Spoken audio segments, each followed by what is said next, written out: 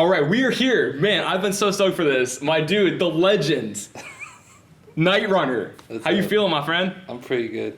Excellent. Appreciate you finding some time. And I hit up probably you and like 3 or 4 other people, and every single one's like, "Oh, I moved out of state." It's like, man, It'd be like that sometimes. exactly. So big congrats though for the move, man. That's exciting. Thank you. So I'm gonna dive in. I usually kick off the name. This is an interesting one, Nightrunner. How did we come up with Nightrunner?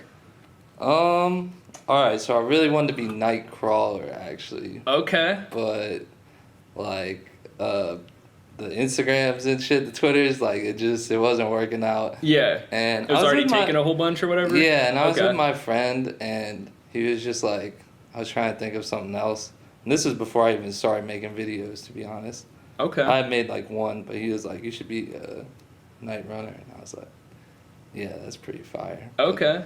But I wanted to be Nightcrawler because of the movie Nightcrawler. Did you ever see that with Jake Gyllenhaal? Yes, that movie is fire. That movie's super fire. Yeah, I would have thought the X-Men guy. Oh, true. Or people also say there's like a Travis Scott song. Oh, and I used to listen to that one too, though. So I used to listen to him. So, but it was a little mixture of all that stuff. And I used to actually run back then too at night. So it was so stupid, but. Did you run at night or you just ran? Yes. So it made sense? Okay. I used to run at night, like in right by CVMP in Cuyahoga Falls. Okay. I lived over there, and I used to run at night for some reason. 'Cause I liked it, and I don't know. Interesting. Did you run in like school or something, or you just? Hell no! I'm freaking huge, bro. No, hell no! I never did that shit. I was into working out and running, and I got into running, and that shit was cool. That shit was fun. Yeah. I just put on music and fucking run around in circles and shit. Absolutely. And you just happened to do it at night versus the daytime, and... Yeah, I mean, I would do it in the morning too, but at that time specifically, for whatever reason, I was running at night, so I don't know. Yeah. It was like in the winter kind of a thing. It was like December, I don't even know, 4 years ago, 2018 probably. Okay. 2017. One of those two. Yeah. So what about the movie was like, I want to call myself Nightcrawler from this Jake Gyllenhaal movie? Well, like the whole movie, he's just like, it's cheesy, but he's like, do anything to get like, do anything to get ahead, just like, I'm gonna be in the trenches doing this shit, like, I don't know, he was just like very like compulsive about it, I feel like. Okay. And I don't know why, but I kind of had those tendencies sometimes, so I felt like, I don't know. You could like see yourself like relate to it or something just like like that? the way that he was using a camera too, so it was like the way that he was able to like use a camera and like, I don't know, just take control of his life kind of and just be like a freak about it kind of basically. Yeah. Because he was weird like the whole time. So, For sure, yeah. But that's cool. Yeah, he did use the camera. Even as I asked the question, I was like, duh, he did use the camera and kind of made it out from zero, everything. And it's a weird movie. There's a lot of ways to look at it. He's crazy, but like, sitting here thinking about it, it's like, he basically was like, oh, I'm going to go pick up a camera and try some shit. And he liked it. And like, I don't know, it seemed to work out. It's kind of how it was for me. Like, I don't know. I picked up a camera like later in my life. It wasn't like something I grew up doing or anything like that. Like most people, they all have like skate videos and shit like that whenever they were young. And I tried to make some videos whenever I was young. I was into that stuff. I remember I had gotten like they had made the one camera whenever YouTube had first come out. That was like a white camera. Oh, and it would like upload right to YouTube or something? Yeah, it was like called like a flip or something. Yeah, I know exactly what you're talking about. And that shit would record like 20 minutes or something. And yeah. I bought that and probably like never used it probably. But I used some stuff like that though. I made like some small shit, but it wasn't ever like a thing. Yeah. Growing up necessarily. So what were you making the name for then if you didn't make videos? And what made you pick up video, like start doing it then? I had made like one video or something maybe. And like I need a name then or something? Yeah, like honestly, I was really looking for something to do in life. Like I was really passionate about music. Mm-hmm. And I wanted a way to like get back into that. Like I had been doing stuff before, but I wanted like a skill that I could actually offer. And I don't know, at that time that was whenever Cole Bennett and Lone Wolf and shit, you know. I was listening to Lucky, and like all those videos were just like so inspiring. Yeah, you know? for sure. Whenever it was Warhol and early Lucky videos and stuff like that, like with Lone Wolf, all that shit was just so cool to me. And I don't know, at one point I realized like I want to try that, and it took me a while even to like, you know, figure out to get Premiere, and then kind of started playing around with it some, but it was a very slow start for me. It took a few months, and I was talking to my friends at the time about like, they used to make rap music, and they were kind of like, oh, we should start doing stuff, because it was like the wave, you know? Yeah. Cole Bennett, like they literally made the wave of people. Both like, of those, Lone Wolf and Cole Bennett, too. I remember watching those. They for sure made like a wave of awakening of, oh yeah, people could do this stuff. Right, it's possible. You know? And so we were all kind of like, oh yeah, we should try some stuff. We ended up shooting a video like that December. I rented like a nice A7S II, and I got that, and I was like, fuck, I don't know how to use this. Yeah, I was just gonna ask. No clue, never. Like I had used the camera in high school. Like I was on like the school newspaper, and like I had taken pictures of some stuff, but like I didn't know how to use a camera. Definitely not video or anything. Yeah. And we ended up shooting something for fun. And I like edited in like 2 weeks, and the whole time I was editing it, it was like that was whenever I came up with Nightrunner, and that was like whenever I was like, wow, this is cool, like I fuck with this. And I don't know, it was very weird. Like from that time, I was older, like I was like 23 or 24 or something, right?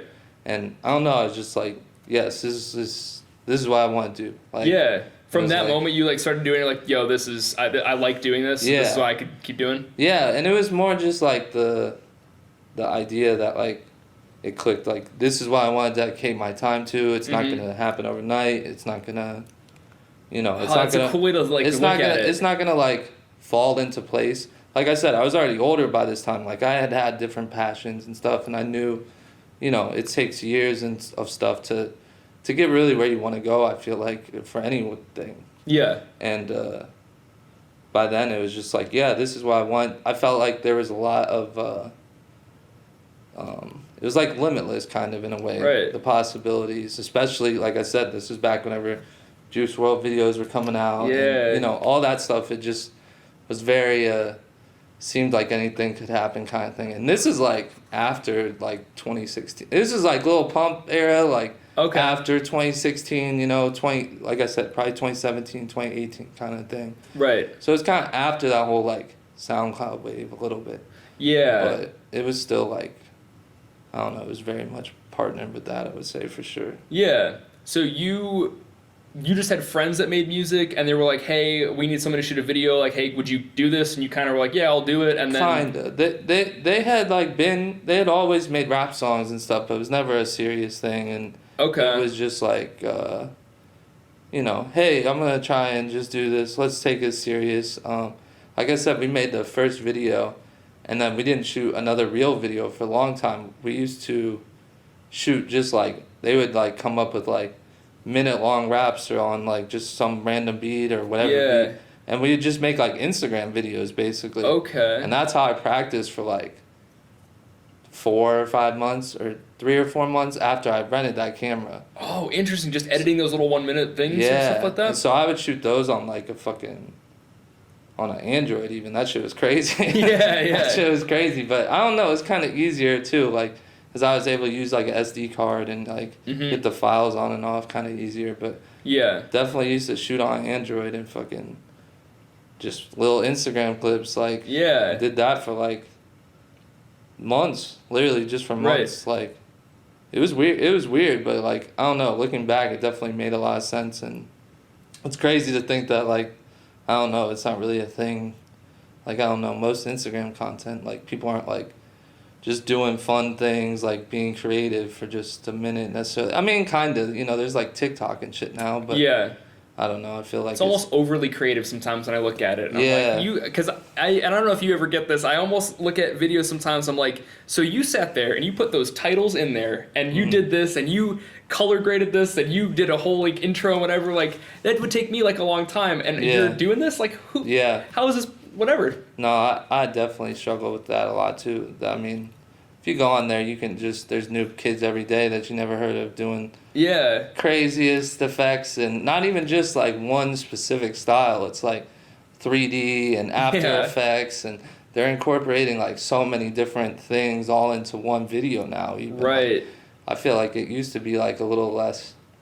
It used to be like, and the way I think of videos a lot of time is more like themes and like I'm trying to do this kind of effects on this or make this kind of look. I see. Not every effect in every video, but like this one gets these couple. Yeah. I feel but you. Then like literally there's like a new Warhol video from someone, I forget what the kid's name was, I don't really know who it is, but it just came out. It has like 3D stuff, and it's like going through, like they cut out and going through transitions, like zoom transitions. And like, I don't know, just doing like every different kind of effect you could do. And I'm like, damn, like that's a lot of different stuff. Like right. A lot of different things to know and like be decent at, to be honest. And right. And if you're a kid and even 16 at this point, it's like, dude, you have like 30 years more of like and you've already mastered some of these things. Like it's insane. Yeah.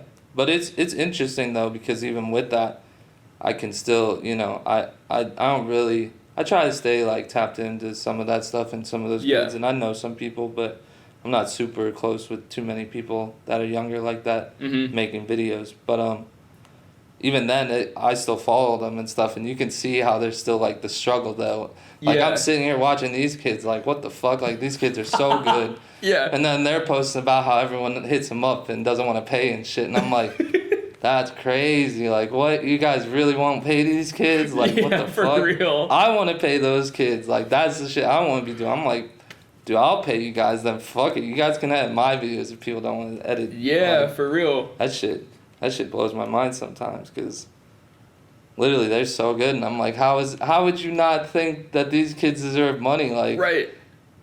Blows my mind. Like, especially just because I'm like, even if you got good at those style of effects, it's like, well, that shit still takes time. Like, I don't care how good you are, that shit takes time. So, damn. I was like, you know what? It's not gonna happen. It's all good. But it's gonna happen. Good. So we'll just wait. I'll make sure the video's still going. See if there's a timestamp on it. See how long we got. Nope, no clue. So, you know what? We'll make this another drinking game episode, and then whenever the lights go off, take a shot, tell somebody you love them, do a compliment, push up, whatever, do something.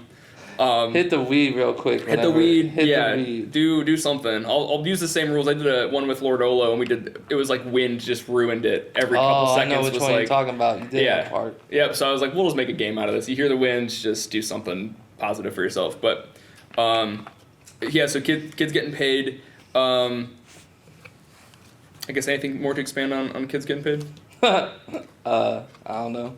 It's still a struggle for me to get paid sometimes, though, so I feel it. But I was gonna ask. That's a pretty interesting thing about music videos, just the money situation, and how you have to start off doing videos for free, and it's really hard to move out of that area, and then I've actually had the thing happen now where it's like I was making more money off videos a year ago than I am now, and it's like, shit, okay. Damn, that's kind of interesting. But what changed, do you think? Or you're kind of back to what they're dealing with, of like people just don't want to.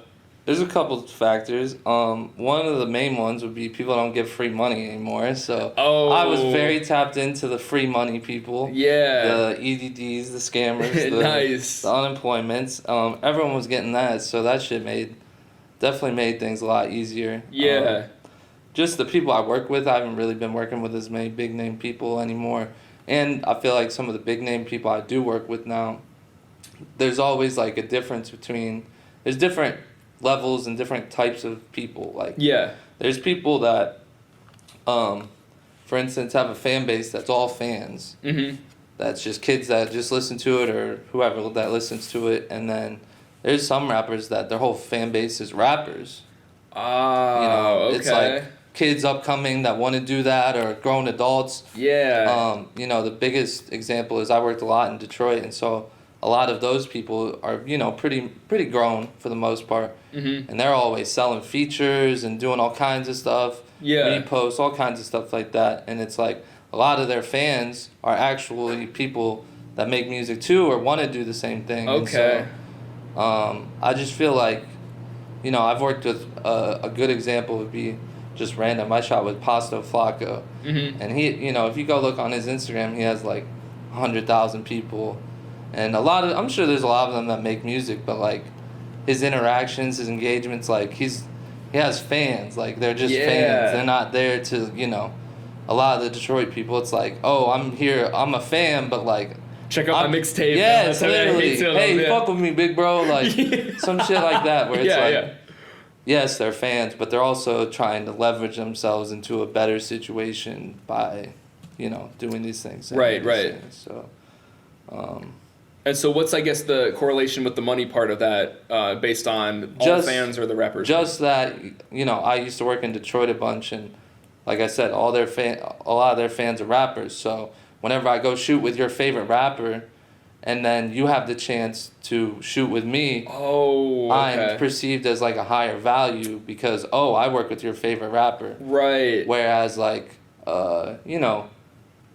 some of the new kids and stuff, it's like, all right, if I'm not working with Yeet or fucking Lil Uzi or something, they don't know who those people are. So it's just, I'm not as big of a deal to them compared to some of the other people. And I mean, it's like that with any group or whatever rappers you're working with. But for sure, there's definitely rappers that have fans, real diehard fans, and then there's people that just have hella people that are fans for sure and listen to their music, but like are also trying to make music and think of themselves as more like peers or people in the same space. Like, oh, I know him because I met him that one time at the club, and I paid him $5,000 for a feature. Like, we homies now. Like, not really the same thing as some other situations, I would say. Yeah. So that definitely plays back into just making money as a videographer for sure. You know, who you're working with and all that stuff, definitely. That's so interesting. I never would have thought of looking at them that way. I have seen the engagements and differences. I never perceived that like, oh, this is like the rapper's rapper, or this is like some kid, kids like them or the fans rapper's or something. rapper. A good example would be like, people that listen to Wu-Tang or something like, or Griselda now. Like a lot of those people, if they told you they're a rapper, you already know exactly what they're about to sound like. And some of those people, you know what I'm saying? That it's just the different groups, subgenres, and stuff that exist in rap. Like I said, I worked a lot in Detroit, and it was all people that get money, and it's all hustlers, and it's all like So a lot of it's like, I listen to Babyface Ray, but I make music, and I'm on the same level as him, kind of a thing. Where it's, I don't know, I don't think it's perceived like that in other places. If you go talk to a Yeet fan right now, they're not gonna be like, oh yeah, I'm about to go make some music too. Like they're just a Yeet fan. Yeah. That's awesome. So have you noticed it's like that pretty universally, or primarily with Detroit, or like, Chicago, California, Georgia, like all the places too, or like? Yeah, I mean, it's a little bit different everywhere, I think. Detroit's like that. Chicago, is a little bit different. I don't think it's necessarily the same thing. But even then, it's just all that stuff. I mean, a lot of just the price of a videographer is just how in demand you are, in my opinion. I mean, for me, it's like, if I have 100 people hitting me up every month trying to shoot versus, 1,000 people trying to hit you up, it's like, well, you have to adjust your prices and stuff. And, I feel like it's a hard time right now too, just in the world. So I think that the idea of getting crazy priced videos all the time is just like, how realistic is that for a lot of people making music? If you're a rapper, you're already spending X amount on the beat, the mixing, the recording, like, that, like I said, the free money, that shit isn't here anymore. So it's kind of, a lot of the argument can also be made. They spend a lot of money on designer clothes and bullshit like that, and drugs and shit. All that shit costs money, but there's a little bit of sympathy too, especially depending on where you're working and who you're working with. I mean, a lot of people I work with, maybe, especially right now, maybe they'll have some designer clothes or something, but it's like, not everyone's rich, literally. It's like, there's a difference in, how much money people have, so it's kind of harder to say, hey, I need $2,000 for a video whenever someone only makes $4,000 a month or something. You know? Exactly. People have to survive and shit, so. Yeah, and you're not necessarily even doing, and I guess I'm trying to form this into a question, but like the idea of doing like get a studio doing a whole like treatment and like costumes and whatever versus like, hey, I'm gonna show up and like shoot something. Right. I have definitely fallen into the doing less for a lot of videos because when a lot of the stuff whenever I went and shot in Detroit, it was just that's how they liked it. They just want you to kind of come and maybe they'll put together a little thing or two, but a lot of it was just kind of everyday lifestyle, and this is I'll just I woke up today and let's shoot a video, like, or maybe have one car, or, just a little piece, and boom, put the rest together, figure it out. And I don't know, I think there's a lot of like magic to doing stuff like that too.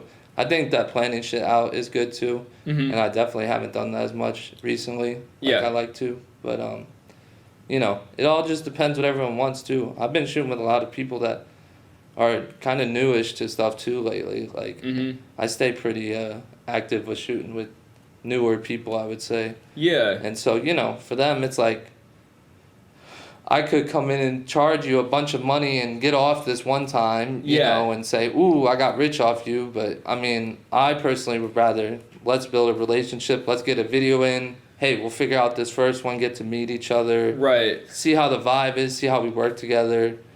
Put this video out, see how that goes, and then move forward if that's a thing. Yeah. Because, the idea that, like, oh, I need to get rich off every video or just one person and one move is, like, I don't even know that, like, I don't know a lot of the people that hit me up. Right. I try to work with people I know, but at the same time, if someone wants a video, I don't want to... I'm not an asshole. I don't know you. I can't. Yeah, like a lot. That's not cool. And so someday you'll be there at that level. I would miss out on a lot of good things if I approach things like that. And I know a lot of people like that. Zenon's known for not hitting people back, just leaving his requests just full and shit. Yeah. And it's fine. That's that's how you want to do it. Makes sense for sure. But at least for me, like a big thing for me is I enjoy the part of knowing that I'm trying to help someone do what they want to do. Like, I want to... It feels good to, like... earlier before we started, we were talking about how sometimes you'll send a preview to someone and they'll be all fucking excited and they think it's amazing and shit. Like, that's what I want, I want people to have, like, a reaction, not just, oh, that's cool. Thanks for that clip, man. Yeah, like, or... don't even say anything. That's the worst. Whenever you send you see that red 5:08 p.m. You send a video and then no one says anything back, and it's like, damn, bro. Like I thought you were waiting on this shit, bro. Yeah, you asked me for this. I just worked on this for all these hours. I'm all like, oh, I hope he likes this, and then it doesn't say anything. You're like, damn, bro, what the fuck? Yeah. But. I don't even know what we were talking about. My bad. And you actually kind of gave me a question. So you were kind of talking about just different clients and like working with this person, that person, kind of filtering almost of who you work with and stuff like that. And I got into this with somebody on another episode of just kind of like, I'm the type of person, if you give me 100 requests to shoot a video, I want to do all 100. I have a problem like saying no and being like, you will help me, you will not help me. How do you kind of identify or balance like, oh, I'll do this one, I only have time for 3, I got 6 people that hit me up. So that one's pretty interesting because that stuff is kind of hard. Good, I'm not the only one. I'm like... Yeah, just because like I'm very much the same way. Like I try to be open to work with whoever wants to work with me, whoever, is just serious about things, like, and especially if there's, like, the money is right, like, I try to remain open. I don't know, I still don't feel that I'm at a point where I really filter too much out or away, because I swear I've had video shoots before where, for whatever reason, the vibe is just, I'm going into it just not even looking forward to it and just, okay, I'm just ready to go get this done. And I'll end up meeting like a really nice person and I fuck with him, or, it'll be a whole group of people sometimes I meet and I fuck with. So I feel like the idea of just filtering out people, I still don't think I'm in much of a position to do that. Yeah. I think that maybe I would be in a better position sometimes if I did that, but like I said, I mean, I don't know. There's a lot of value for me in just providing for people. Pretty much everybody. Yeah, because you know, I think of myself and where I come from. We're here in Akron. Like, yeah, the fact that I've been able to travel around and get to shoot with people, and sometimes I can name a rapper and someone knows that, or sometimes, you know, people will, like, I've been in a situation where I met someone on Melrose before, and then we shot that night, and they're like, play some videos, and like, they're videos that they already watch and like, so it's like, that kind of shit, it's like, I feel like being closed off, you kind of miss out on some of those things, because at the end of the day, you don't know, like, I don't know, it kind of is like that fucking Jim Carrey Yes Man movie, where he's like, you gotta say yes to everything. Keep going. You gotta say yes to everything, and then all these, because you don't know where things are gonna take you. You don't know what's gonna take you somewhere. You don't know, you know, this person could become my good friend. Yeah. I've had that happen a couple times where, you know, I ended up, you know, someone hit me up, and then whatever, I don't know, I just fucked with them, and then now we're good friends, you know. I have best friends like that, so it's like, I don't know, I feel like a big part of this is still just like a journey for me, and the idea of like closing off to people, just, I don't know, it just doesn't really make the most sense to me, because I feel like I don't charge too much, but I already charge a lot more than some people even think about paying. Right. So I feel like that kind of filters it out, unfortunately, enough as is. Yeah. Versus, you know. Sometimes even charging anything. I'll have people, I'm like, oh, you're not responding anymore? Like, right. No, for sure. I still have that problem all the time. Yeah. All the time. That shit is crazy, because, I mean, you know, it's a weird business, because, you know, some people, it makes sense for them to expect it. You know, I've met all kinds of people, been around all kinds of people. The good one is Fawny. I got to meet Fawny before. Oh, man. Fawny, it's like, bro, there's 1,000 kids that want to shoot his video for free. Like, would pay him to shoot his video. Right. So the idea that he thought it would be free, isn't that really crazy? Like, he probably thinks that if I want to shoot with him, and this didn't happen, but I'm saying, he probably thinks that, oh, if I come to him trying to shoot, the money isn't probably that big of a thing. Like, and I'm sure he would pay, like, if you spoke to him about it, but at the same time, it's like, you know, you have to understand that if there's people willing to do those things for free, and they can do just as good of a job or something, then you kind of have to figure out where you can provide a different value or something better. You have to be able to provide a better product or something to actually be able to charge those people, because, well, you know, who wants to spend money when they don't have to? Like, exactly. No one, I mean.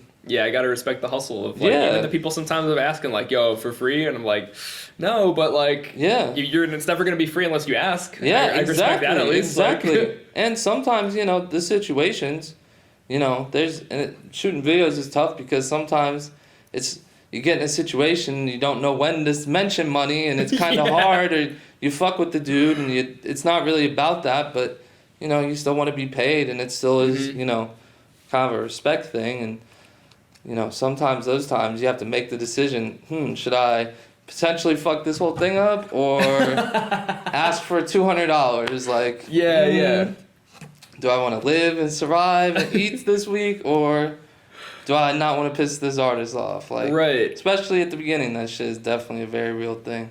For sure. Yeah. So how do you say same equal money-wise? You're going to get paid either way. You got somebody with 10 followers and maybe like one song, somebody with maybe a tape is out. Do you, like, if you could, you're doing both? Or if you could only pick one, you just pick in whichever one you like more? In nightrunner world, we're definitely doing both. We're definitely trying to do both. I can't lie. Okay. Yeah. I mean, there's definitely obviously going to be benefits to, you know, maybe just focusing on the person with the better song, or the person that has the more followers, either direction, you know? Yeah. Because the person with the more followers could fucking suck.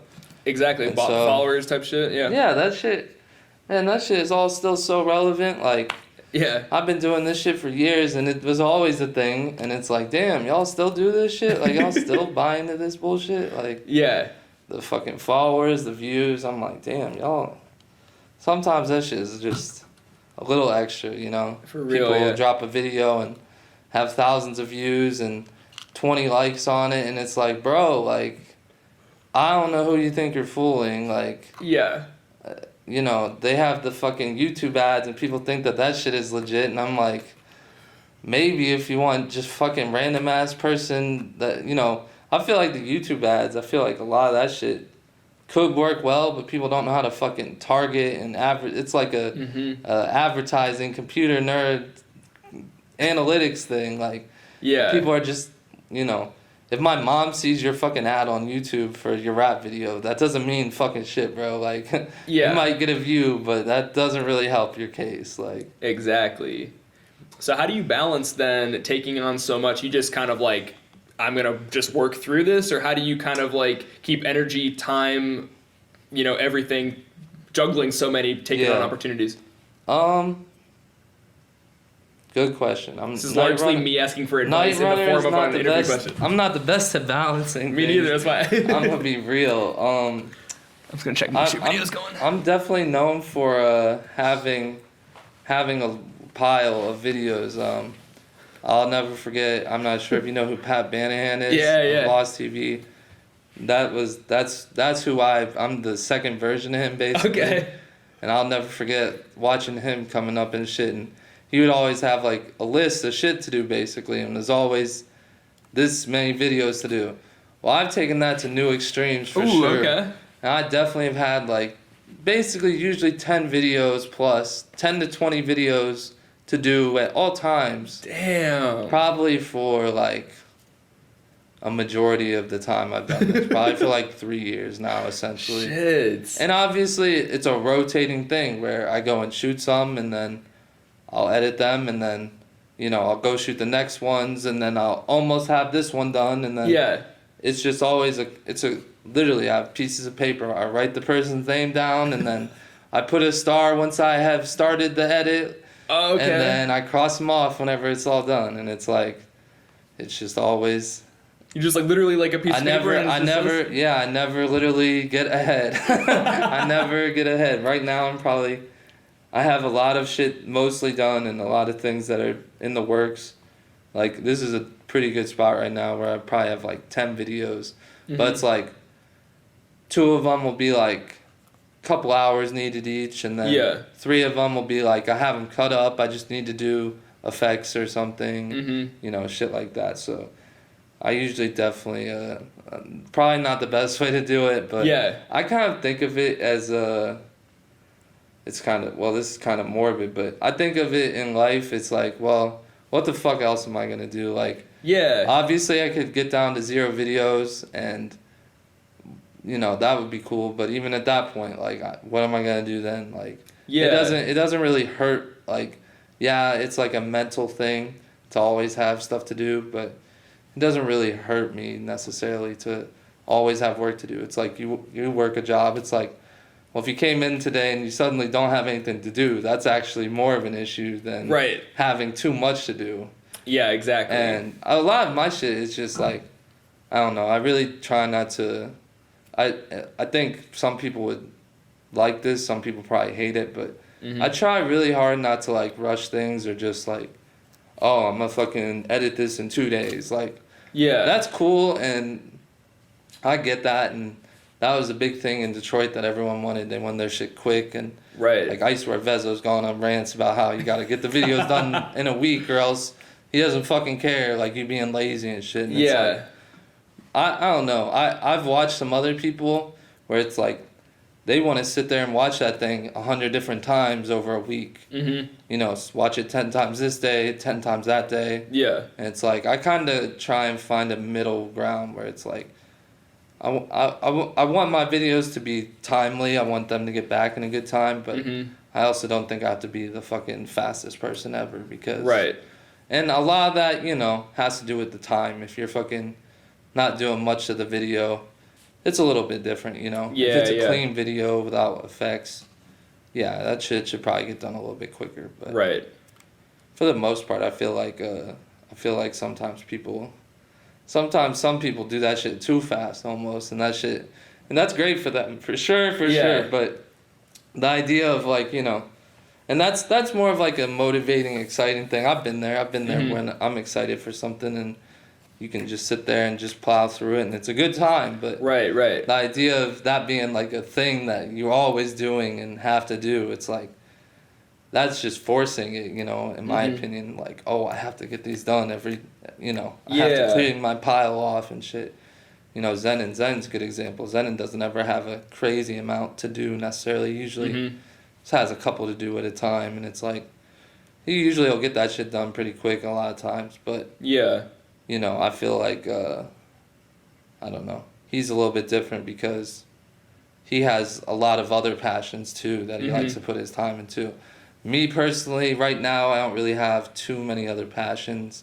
I kind of, whenever I got into all this, like, really just kind of pushed a lot of that other shit to the side because I kind of knew that if I wanted to get anywhere and be serious about it, I kind of had to take shit, like, pretty seriously. Like, there was definitely a lot of time that had to be put into everything, and I feel like, especially if you're trying to be in the mix and keep up with everything, it's like you have to put all that time in, and you have to go to all the places too. That's the biggest thing. Yeah. Like, you can't just sit in one place and be able to do everything. You know, just this weekend and last week was fucking South by Southwest, which I still have not ever gone to, like a dumbass. Me neither. Yeah. And once again, I'm like, damn, well, I should have fucking went, I guess. It looked like there's hella shit going on. And I'm like, well, fuck, I guess I should have gone to that. And it's like, damn, because I didn't go to that, now all the people that did go to that, they have the connections. And it's like, you know, there's always shit going on like that where it's like you really have to, like, stay active and stay moving around so you can be at all those things and shit like that. Yeah. How do you, and I'm like cycling through like 3 questions, seeing which one's the best one in the right order, but how do you kind of balance the shooting the video, editing the video, but then doing not necessarily the promotion, but kind of like the networking, like we were kind of talking about, like finding time to not edit anything for the 6 hours you're traveling, then getting there, being there, coming home, maybe even being a human and sleeping and eating whatever, but then like you still have work that's piled up. But how do you kind of balance connecting with everything? And I mean, I'm very much on social media. An impressive amount, man. I watch it, I'm like, how does he do it? Probably to too much of an extent sometimes, but there's lots of breaks in there too, and that shit's good. It's good to have breaks, but like none at all, or just in a day, or like what do you mean? Hell no, not none at all. I gotta be on that shit every day. It seems like, man, whenever my story gets down to fucking one thing left, I'm like, oh fuck, bro, I better go do some shit. Because literally, I mean, unfortunately for me, just in the time I've done things, it's like the way that the media has changed and just how much you have to produce and how much you have to try to just stay relevant, I feel like, and just stay in everyone's shit, you know. It's like, it's a lot of work, to be honest. Like, excuse me. I think that's a really, really big thing that no one really likes or wants to do, but it's really like the biggest determining factor for success at this point, because if you're not doing good on the internet, then, you know, I'm a content creator at the end of the day. So if people aren't seeing me and seeing content, not even stuff, you know, just my personal life too, it's like I feel like it's like, well, you know, you need to be in front of people's faces so much so that whenever they do say, hey, I want to do something, they know, oh yeah, that's the person to go to. I saw him, you know. Yeah. The balance, I mean, not much balance, unfortunately. I'm not I'm definitely not the best at balancing things. Okay. I'm learning that everyone, to me, I'm like, they're all balancing it. They're perfect. Everyone's killing it, and I'm over here just ooh. So I guess it's good to hear that. Hell no. I think that there's probably healthy people out there that have a balance, but I mean, like I said, we mentioned Pat Banahan earlier. Yeah. Very, very, I love him, but very, very good example of just how much of a crazy thing it is to be in making music videos, and just how the longer it goes on, just, I don't know.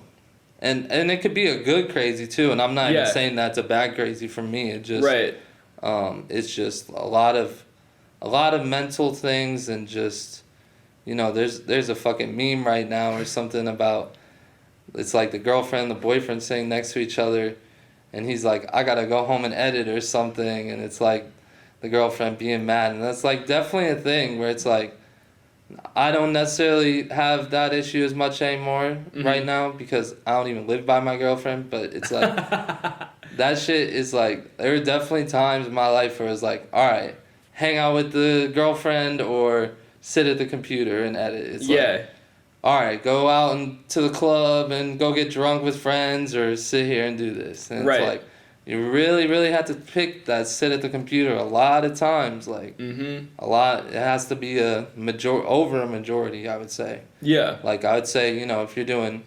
60% of the time, sure, you might do decent. But if you're really trying to get somewhere, it's like, you gotta figure there's people out here picking that every time. And they don't even have the choice in their mind. I've been in that position where I'm making that choice every time. If it was go here, go there, it's like, that's what you're gonna do. There's no question. Like, I mean, that's what you have to do. Like, or else what are you doing here? Like, whenever a year ago I was with Babyface Ray for like a month, and like we were out in LA, and then they were about to go to Texas or something. I remember it was like Hoodrich Keem, just, I don't know if you know who that is. He's super, super deep, been around rap forever. It sounds familiar, Friends with everyone, 21 Savage from Atlanta, all kinds of shit. But he's out in LA, and he was like, they say go there, just do that shit. There's no question, because what else are you doing here? This is what you want. This is what you're supposed to be, You need to go do that shit, because you don't know what it's going to do. You don't know where it's going to take you.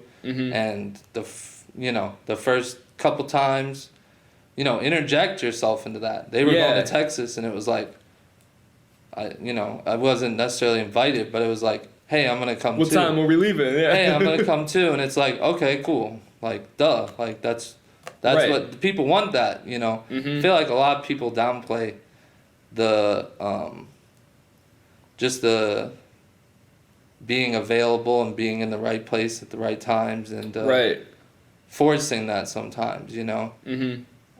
It's back to that, like, free thing. Like, if you don't ever ask for it, like, you won't ever get it. So if you never say, I'm coming, and you either just, they don't want me. Like, you're going down the path of that's an opportunity that you chose the fork in the road. A really good example of that is I've known a couple people, like photographers, videographers or something, that like want to get into like show stuff, shooting at shows or something.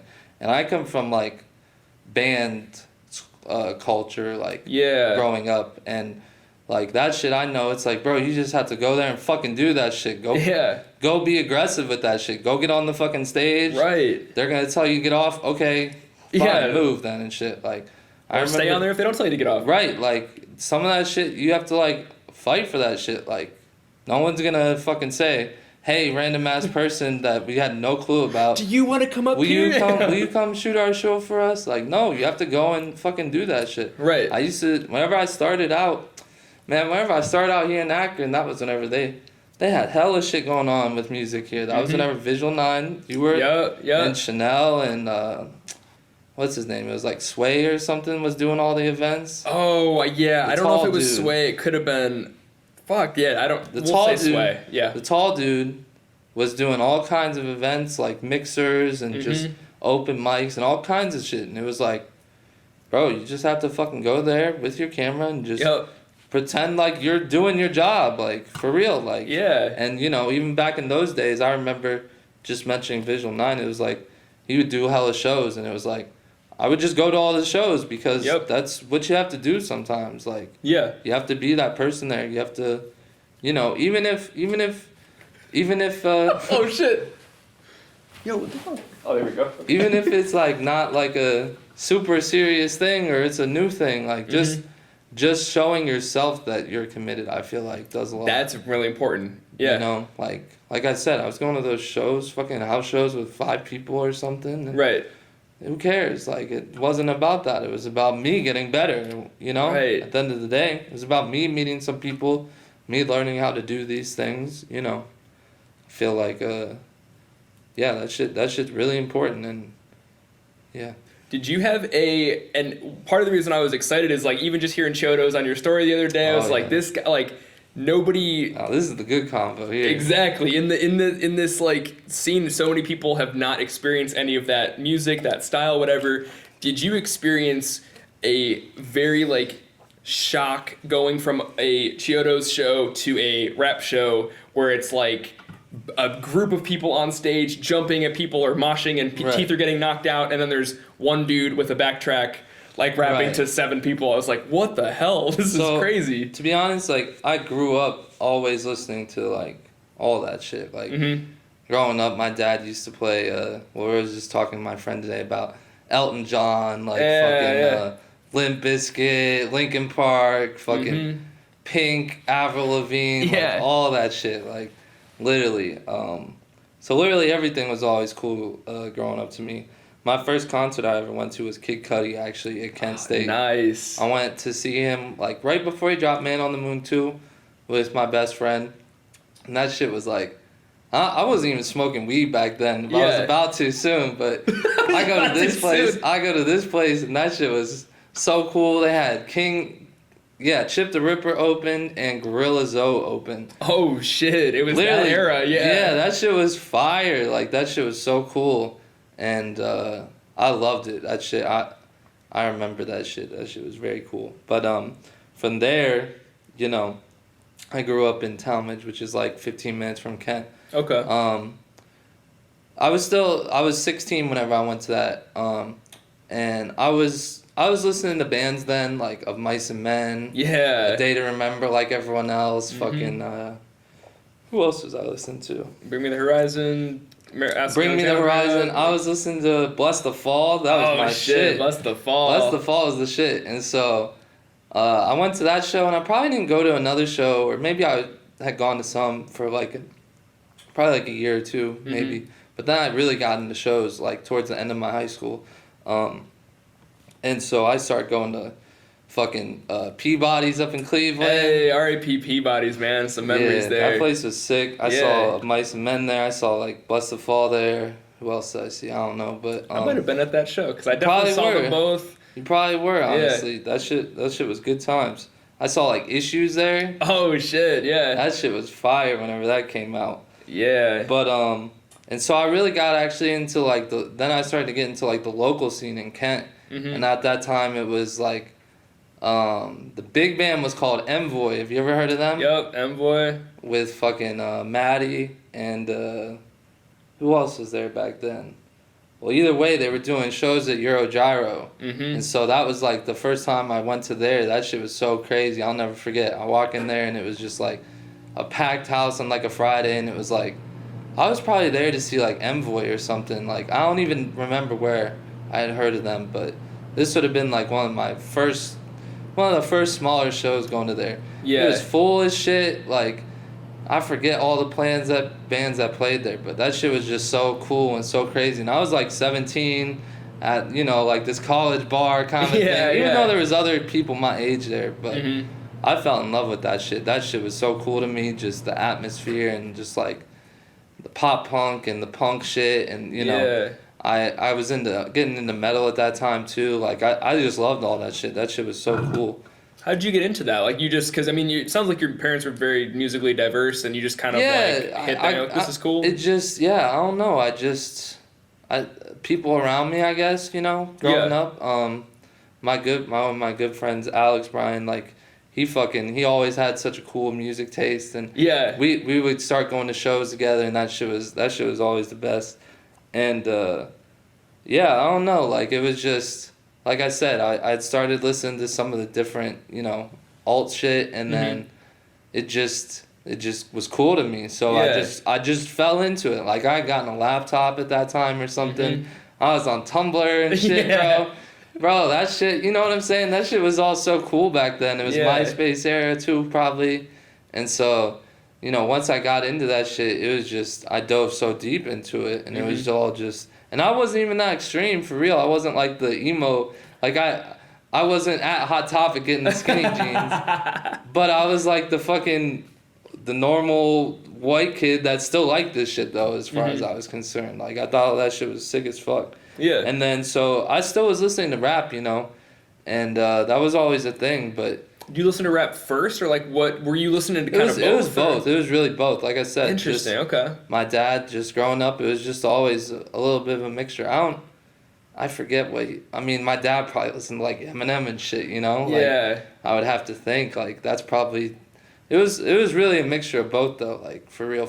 I remember early before like iTunes shit. I was like growing up as a kid. I was into like Black Eyed Peas and shit. Like I was into fucking.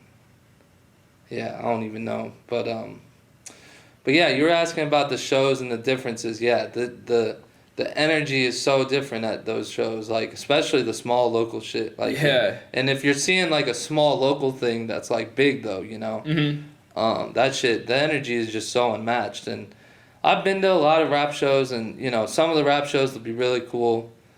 Sometimes they're fucking lame as hell. Yeah. I'll never forget. I went to this. The first music festival I ever went to was fucking. It was called Bamboozle, and it was in New Jersey. I was like 17 or 18, still in high school. Damn, that's a trip from. It was definitely a trip. I literally had to convince my parents because they were taking me. I was like, I have to go.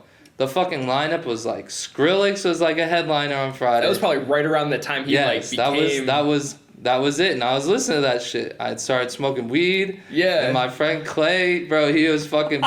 He had bought the fucking car with the fucking big ass bass. Oh, and so you sat in the back there, he put Skrillex on, and that shit was so OD, bro. That shit was stupid. Oh my god. But so, anyways, that festival, Mac Miller was on that festival. Oh shit. And he fucking sucked, bro. That shit was so bad. Like that was Donald Trump era. Oh like, man. That was young Mac Miller. Yeah. And so he was a fuckboy still back then, you know. Right. And it was like an outdoor festival, but it was the coolest festival. It was Skrillex. This one day, listen, I went there. We Came as Romans was on. Oh, man. It goes into Mac Miller. This is all on one stage. It goes into Mac Miller, and then... Oh, I think there was one more. I forget. But then Incubus is on. Oh, shit. And then fucking Skrillex is on, like, after. Man. Like, the craziest fucking... All on one stage. Yeah. And this stage is, like, halfway on the fucking beach. And on the New Jersey... Yeah, the Jersey Shore, or something like, yeah. Yeah, that shit was crazy. But yeah, so the point being that, yeah, rappers can definitely fucking suck. But I've been to some cool-ass rap shows before. The whole time growing up, like, literally, my whole show career, it's always been a mixture of rap shows. Like, I would go to the fucking Numbers Fest at OU. I went and saw, like, Schoolboy Q there, Wiz Khalifa there, fucking Kendrick there. You know, while also still going to see... all the bands I liked, and I really got super into like the Midwest metal scene that used to exist. That was like Sworn In. Oh shit! Yeah. Fucking my favorite one was Kingmaker that I became friends with, and like Barrier, and like that's just like such a niche thing that it's cool to even hear somebody say Sworn In. I was like, not even yet. Bro, it's such a niche thing that I got into listening to those bands that also then tied back to everything else later. Like, those bands were all from Chicago, and that's, like, where I live now and where I, like, came up shooting videos because, I don't know, there's just always been some kind of, like, calling in the music towards me there. There's just, like, a certain thing there. And most of those bands weren't even directly from Chicago, but they were from surrounding cities in Illinois. But Illinois just has such a similar, like, Ohio vibe where it's like there's a lot of nothing and it's cold and you know what I'm saying? Yeah, it's like absolutely. A very Midwest vibe, like especially that that music is very like depressed and like it was very emo shit, like kind of, but it was metal too, and like I don't know, that shit just hit so different, and definitely all related back to what would become later. Because I became friends with some of those bands, and one of them was like Villains and Kingmaker. And I know Villains, yeah. So both of those bands literally were so influenced everything for me. My friend, Kingmaker had lost like their vocalist, And my friend from Kent, who I've been seeing his local band all the time, Lakota Kai. I was gonna say, yeah, Lakota Kai. So that was Kyle Galway. He joined Kingmaker, and I remember he had to go out to Chicago or something to shoot a video and record with them. And I was like, I'll take you, let's go. I was like 19 or 20 at this time. And we go and like I get to watch him like shoot this video in their basement, and like it was shot by, his name's Andy Eklov. Okay. And he shoots the video all in their basement. He's the guitarist in the band. Okay. So he shoots the video. He's also a photographer. Shoots this video, and we're all just sitting upstairs smoking weed, and in like this house that they have, and a couple of them all live together in it. Yeah. And they're fucking. He edits the video in like 2 days, and it's just like damn. Cool, crazy ass thing. That was like the first exposure to something ever like that. Like I had never like. You know, growing up, like, I was never, like, pushed super much to be, like, creative like that, I feel like. Yeah. I never saw that so much of, like, as being, like, an outlet or something. I come from parents that are very, like, business-minded. Okay. And it always was just such a, like, foreign thing to me, I feel like. Yeah. You know? But, so I'm going to hit you with 3 questions. All right. First one, I'm going to hit first 2 are kind of correlated. Third one started maybe into the parents. So yeah. Best, who had the best show that you've been to? Like, who was the best live show? You're like, yo, this is... Too many to name. I've seen a lot of really good shows. I've gone to Bonnaroo a bunch of years, and one of the best ones I ever saw...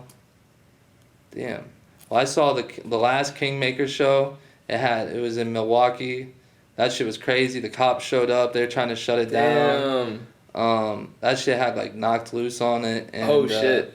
Back whenever they were like newish, like yeah, like these are like the bands that like came from after, like that came because of Kingmaker, kind of a thing. Was it like their farewell show or something? Yeah, their farewell show, and that shit was so packed. That shit was so cool. Yeah. Man, some other good shows. I guess who was maybe the best on the rap side too? Yeah. It's hard to compare the two. I'm trying to think. I saw Kendrick Lamar one time. Oh, it's just giving goosebumps. I saw Kendrick Lamar one time in Columbus by myself, at the outdoor place. I forget what it's called. I think I know what you're talking about. I couldn't put the name on it either. It's called something Pavilion. I want to say Flux Pavilion. That's not what it is. No, it is something like that, though. Okay. It's something around there. But I saw him, and I had taken, like, shrooms. You just were like, fuck it, I'm going by myself on shrooms? Yeah, taking a little bit of shrooms, and it was raining outside. And this was whenever To Pimp a Butterfly was out. Oh, man. And so he was doing a lot of that shit. And that show was crazy because, like, he's said it himself, like, that album, like, it's not really, like, a performing album. Right. And that album was, like, crazy whenever I listened to that shit. I remember that shit. That shit was so crazy. But that was for sure one of the best ones. I also got to see Kanye. Damn. I saw him one time at Bonnaroo, and I was super far away, and I was high as shit, and he started ranting, and I couldn't take it, bro. I had to leave. But then I got to see him on the super rare tour that got canceled, the Floating Stage tour. Oh, man. The Life of Pablo tour in Cleveland. Damn. And so I was on the floor for that. I went with my brother. We had gone to like a bar before, and I ended up taking acid at that by myself. And I had lost him so quick there because it was literally the floor of the queue. Yeah. And then the fucking stage is floating above you. Right. And not only that, though, so literally they had speakers on the bottom of the stage. Oh, and so man. as it moves over you, you feel it. Dude. Like you literally feel it. Yeah. And you feel the vibrations of the music, and Kanye's just fucking up there running around, dancing and shit. Bro, that was definitely one of the craziest for sure. Yeah, it's hard to top. The energy there was so crazy. I don't even remember what year that was, but it probably wasn't too long ago. I don't think so. Yeah, if it was probably like 4 or 5 years ago. But that was whenever he had like gone crazy and canceled the tour. Yeah. And he really hasn't toured since then. Right. Like literally, because that was whenever like Kim had gotten fucking kidnapped in Paris or something. Yeah. And he had gone crazy, and like, dude, that shit is funny because I know that the insurance company was trying to not pay him out for those shows because they had insurance on all the shows that got canceled. And he was low key he was like, I don't know whatever happened. They were in court over it, but like, it was like they owed him like $20 million or something. Damn. And he was trying to collect that without ever having to do the shows. Yeah. After they already had to pay, all the other tickets back. Right. And so that was really cool, and just the rarity in it, and right. Yeah. Not too many people can say that. Yeah, like that was cool. Well, no, there was a fuck ton of people there, but he only did. It was literally like probably like 4 or 5 shows on that tour, I think, and then it fell apart really quick. And I know that some of the other shows, like, he said crazy shit or something at some of them, I think. Yeah. Like, I don't even know. Like, Kanye always says something stupid, but that shit was definitely crazy. Yeah, that's both very difficult to top because, I mean, farewell shows of any band is like unmatched, and then let alone Kingmaker and Knock Loose on the show, and then Kanye, so. Yeah, all those were crazy. But honestly, some of those Skrillex shows were fucking crazy too, bro. Yeah. That Bamboozle thing, bro. I was at that bitch sober even, and I was literally standing at that stage the whole time because I got there and it was like, I want to watch all these people. Right. And I kept getting closer, and if you're at a festival and you're getting closer, you can't fucking go back, bro. Yeah. So I'm standing there fucking dying and shit. I'm sober as hell. I'm like 17 years old, bro. There's like someone like fucking saves my life with some fucking water or something. Bro, man. that shit was crazy. But one other good show that was also crazy for me, one of the best ones ever, was I saw Red Hot Chili Peppers at Bonnaroo. Dude. And that shit was very, very, very nostalgic. Just very, very cool. But that's awesome. So moving into, you said I wasn't smoking weed yet. What changed? Like, why were you not doing it before? What made you start doing it? What was it like? So, I was like 15 playing football or something. I was like, I only played football for like 3 years. I was like, fuck this shit. Only 3 years instead of 4? Like, what do you mean? Yeah, I only played, I quit in high school. Like, a bunch of us quit because me and my friends, we were just over that bullshit. That shit was dumb as hell. And I'm like, because I was into music and shit. I'm like, fuck this shit. I don't care about this shit. Right. And so I had this one older friend that was always like making smoking weed sound so cool. Yeah. And so eventually went and did that the first time with him. What made you do it the first time? Or like what had stopped you from doing it before that? I don't know. It just hadn't happened yet. I was waiting to do, I was only 16 and I was like, well. You weren't 12? Come on. Like, I guess that's a fair answer. I was just curious. Like, I know, you're right though. That is how it is. A lot of people start earlier. Yeah. But I was literally listening to Kid Cudi at that time, and I was like, bro, I gotta get high, bro. Fuck this shit. The funny thing though is literally the first time I ever fucking went and bought weed, it was like me and the older dude, his name was Zach, we go to the fucking one of our classmates' house, like over in the fucking hood, and like we pull up and buy weed. And then I'm driving, we leave there, and I get pulled over, and I'm like, what the fuck, bro? I'm freaking out. Yeah. And it was fine, I didn't get in trouble, but bro, I was freaking the fuck out. Yeah, you just got a warning. Bro. Was it a speeding, or what would you get pulled over for? I was driving, whenever I was 16, the first car I had, it wasn't even mine, but my dad had it. He had a fucking like 94 Camaro that was just red and loud. Pull me over, yeah. Yeah, pull me over, bro. Literally the pull me over car. So I was fucking 16. I was fucking 16 in that shit. I'm sure he's probably just like, what the, you see some dumbass kid in that shit. So definitely pulled me over, but yeah, there wasn't. I don't know. Just hadn't gotten that far yet. Yeah. Okay. And so from there it was just like, I love this, and just like never looked back? Yeah, for the most part. I mean, there've been times where I, taking breaks here and there. Not so much recently, but I don't know, getting high and listening to music, that shit just changed everything. And then going to concerts and being high, and then, like I said, I'd started to become friends with people in Kent and shit, and so people older than me, people in bands, everyone smokes weed, and it's like, I don't know, it just was always what I gravitated towards, to be honest. Yeah. Did you like drink a bunch? I mean, not before at 15, really. But like not really. That's the thing. No, like me and my friends, for the most part, like we didn't start getting drunk till like we were 18. To be honest, like we were probably like seniors for real. Like, probably had done it a little bit here and there, but I don't know. It wasn't really much of a. If you had to pick picking weed over drinking? Or yeah, get definitely more closer? picking weed over drinking. Hell yeah, fuck that. I mean, I'm more of a drinker right now, but fuck that shit. That shit is not. Hell no. Weed all day. Fuck that shit. Absolutely. I'm always surprised some people are like, oh, I'd much rather be drinking, or they're always going out drinking. I'm like, man, I feel so shitty all the time. I don't really ever feel shitty off of weed. Next day, all that those stuff. people are crazy as far as I'm concerned, but I get the drinking shit. Trust me, I get it. I've had plenty of times where I didn't even fuck with drinking, but hell no. Now I'm like, bro, yeah, time to get drunk for sure. Yeah. I feel it. So I'm trying to think. So moving from. So parents very like business oriented. Mm-hmm. Mine were very similar as well. My dad's CPA, a family of CPAs, and then there's me. Is like, what was your family kind of like? Are they similar, like very business? So like my parents are like business owners. Both of them. My dad used to have a junkyard that his dad gave him, and so from there.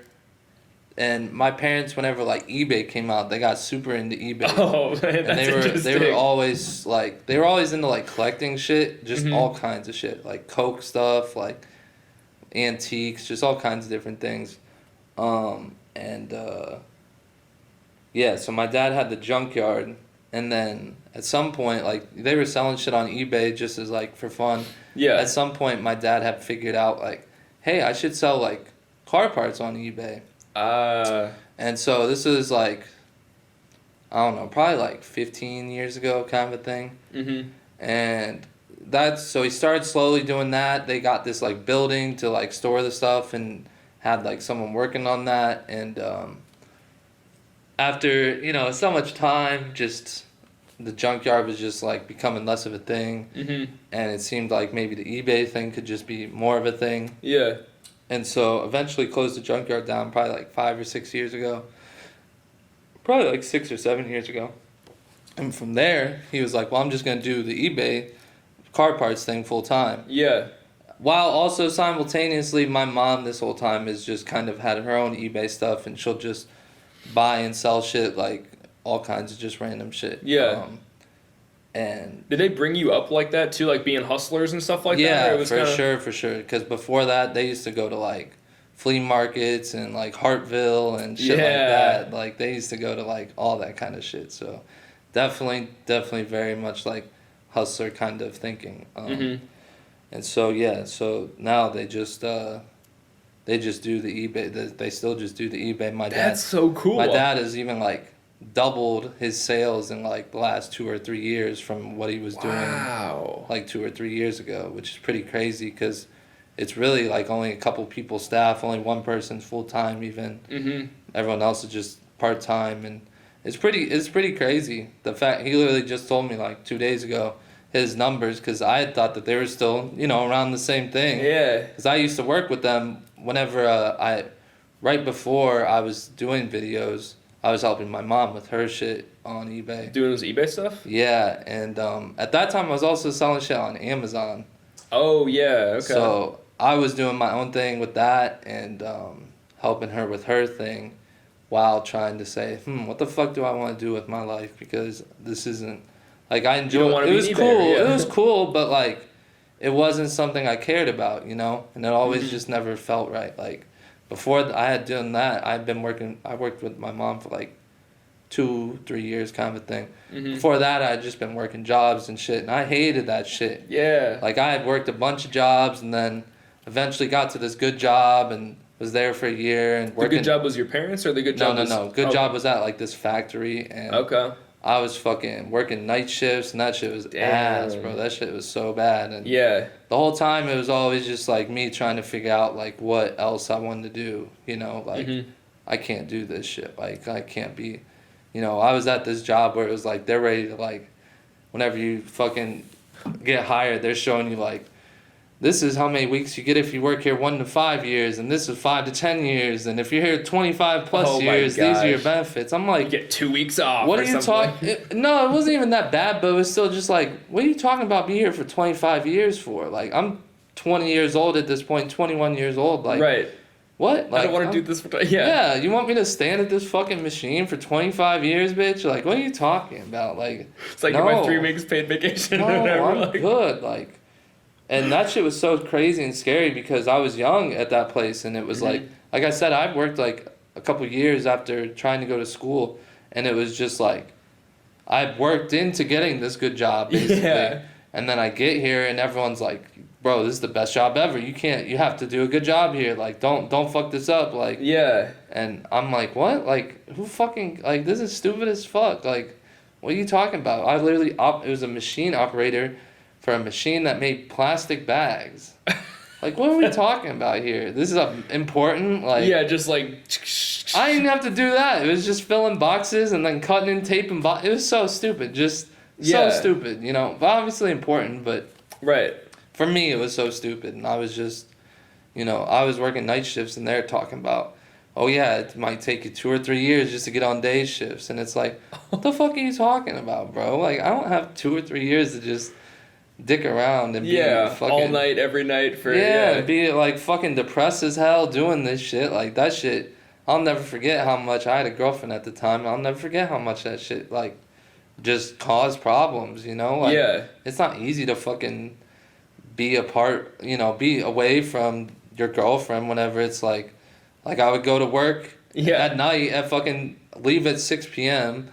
Whenever she just got home from work. And then I come home at 7 a.m. and then she has work that day. So it's like, that shit was just so stupid. Like, and that was whenever I was young too, so. And you hit a point and you like quit? You're just like, I'm out of here? Or like, I was definitely fired, but. I was definitely fired. You quit with your actions. And then I mean, if you ask my parents, they probably thought I quit, but. I was definitely fired. How'd they fire you? They just like I just stopped. Here. I just was coming in late and not showing up. Like I overslept and shit because I hated that shit. Like I'm definitely the person where it's like, all right, if I have something going on and I like it, I'll be up. You know what I'm saying? Like for sure. I'm not trying to avoid those things. But if I fucking hate this shit, I'm gonna lay in bed because I don't feel like going to do that shit. Like, fuck that. So I'm trying to like blend my next question with something kind of what you were bringing up earlier, but like were your parents, because you said you went to business school at the beginning and you're trying to get the degree, were they like, you've got to go to business school? And for sure. I wanted to be I wanted to work in music as like a manager or something. Oh, like manage an artist or something? And so whenever I was going to all those shows as a 18-year-old, I actually had started this fucking thing called Scene Supporters. Okay. Which was just like was literally... Was it SCENE or... Yeah, so it was literally just like, I'm going to make this Facebook page, because this is whenever Facebook pages were a thing. Right. And so I'm like, I'm going to make this Facebook page and see what the fuck happens. And so I made that shit and just started sharing people's shit. And would post flyers I was going to and just... I made shirts for some reason, and people would buy them, and I'm like, fuck it, who cares? Like, that shit was cool. That idea came from the shit that I had already seen someone else doing, in Ohio. His name is Ross. He's in Columbus, but I've still never even met him. And it's really funny because I literally copied his whole life, but he literally did the same thing. He had started this fucking page on Facebook called Unsigned Ohio, and they would just share music and bands and stuff from bands in Ohio, just local people. And I thought that shit was so cool, and I'm like, I'm gonna do that shit, but just up here, everywhere. Not just Ohio. You know? I'm not gonna limit myself to just Ohio. And so I do that, and obviously I was just posting Ohio people, obviously at the beginning, but you didn't get finished yet. But and so I was doing that shit, and I was like, I want to work in music. I want to be a manager or something. And so I thought that was gonna lead me, and that's why I would go to those shows, because I wanted to go on tour with the bands or sell their merch or I just wanted to be involved, basically. And I wanted to be involved not just because, I want to be the guy that's doing this thing, but like I wanted my brain to be involved in things, and I saw how you could be someone, if you're ever around artists, you can see how different artists are, especially in those spaces, in band spaces. Like, those people can be crazy or just not. A lot of those people, it's like, okay, I'm really good at playing the guitar, but I don't know how to promote this shit or get this shit out there, or, you know. And so that's where I thought I could be. I was like, well, I could be the person that thinks of these things, puts together the shows, helps with the merch, you know, keeps things moving, you know, basically. Because at the end of the day, that shit is a job, you know. That's what people do. And so I was doing that shit like my last year of high school, and I was like, yeah, that's what I want to go to school for. But I really, honestly, like, never even looked into going to school for something like that. Like, it was something I wanted, but my friends were about to go down to OU, and it was like, well, I got in there, and it's like, that's what I should do. Yeah. They didn't really have, like, an exact, like, music business kind of degree there. So you just do it. So I was like, I'm going to go get this business degree then. And my parents were happy with that because, even if the music stuff doesn't work out, here's your backup. Right. Which is ultimately what I learned is, okay, not as soon as I was there, but whenever I learned while I was there, it's like, that's not going to work, at least for me. Like, the idea that, I'm going to try to do this and I have this backup, like, no. I can fail and it's fine. 100%. Right. That was where the mistake was, is that, I should make this backup thing whenever. Realistically, I should have went and found a music business school or something. But... That's a very parent thing, because that's how my parents were too. It's like you have to have the backup and whatever. But then that's a very valid point of like, if you have it, you won't try as hard at the main thing potentially because you are fine. And they weren't wrong, like, you know, they weren't wrong in thinking that. They want your kid to be safe. It just didn't click for me. Like like I said earlier, like the ties and shit. Like I just wasn't for me. The frat shit, like all that shit just wasn't for me. My parents, they own their own businesses, you know. I come from a business world, but they're not in the business world. They're not, you know, they fucking go to work and whatever the fuck they're wearing. It's not, you know what I'm saying? So, not even just that. I come from a junkyard. Like I grew up playing in the junkyard. So I come from like a dirt. Like it's so stupid, but my dad still like, you know, he still sells car parts and shit. No, they're mostly clean, but it's like, it's still like a little bit of a dirtier thing to fucking sell, you know? So I always think of that as like, I come from not literally the dirt, but like, hey, I come from like a, not this like fancy ass life, you know? I don't come from fucking Gucci and shit like that, so... Were they expecting, he'll take over the junkyard or he'll take over the eBay stuff, or we just want him in something, or did they have plans for you? Like not really. Like that, I don't think that was ever pushed. If anything, the thing that was always pushed was like, go to school so you can figure out whatever you want to do and be set, you know? I think a lot of times... It was, well, for sure with the junkyard, it was never pushed to have that because that shit just kind of fell on my dad's lap whenever his dad died, my grandpa died. He's like, I'm not going to do that. It didn't fall in his lap, but my dad had grew up going there and working there, and it was never a goal. It was always for sure not a goal for me to have that. Or it was like, go live a better life, you know? Don't be here fucking playing in the dirt and shit, like, you know? Be better than this. Not better, you know what I'm saying? Not like I'm better than this, but... Yeah, that probably wasn't his passion, and he had to pivot and make that his... Because he got it, He grew up there, and he liked cars, but I don't think it was ever, yes, this is my passion. Yeah, he wouldn't chose it. Yeah. So, do you still... Is there some part of you that's like, either videos are a pathway to being a manager, or something you like to do both at the same time, or is that... I don't say dead, but is that kind of like, videos took over and that was cool, but...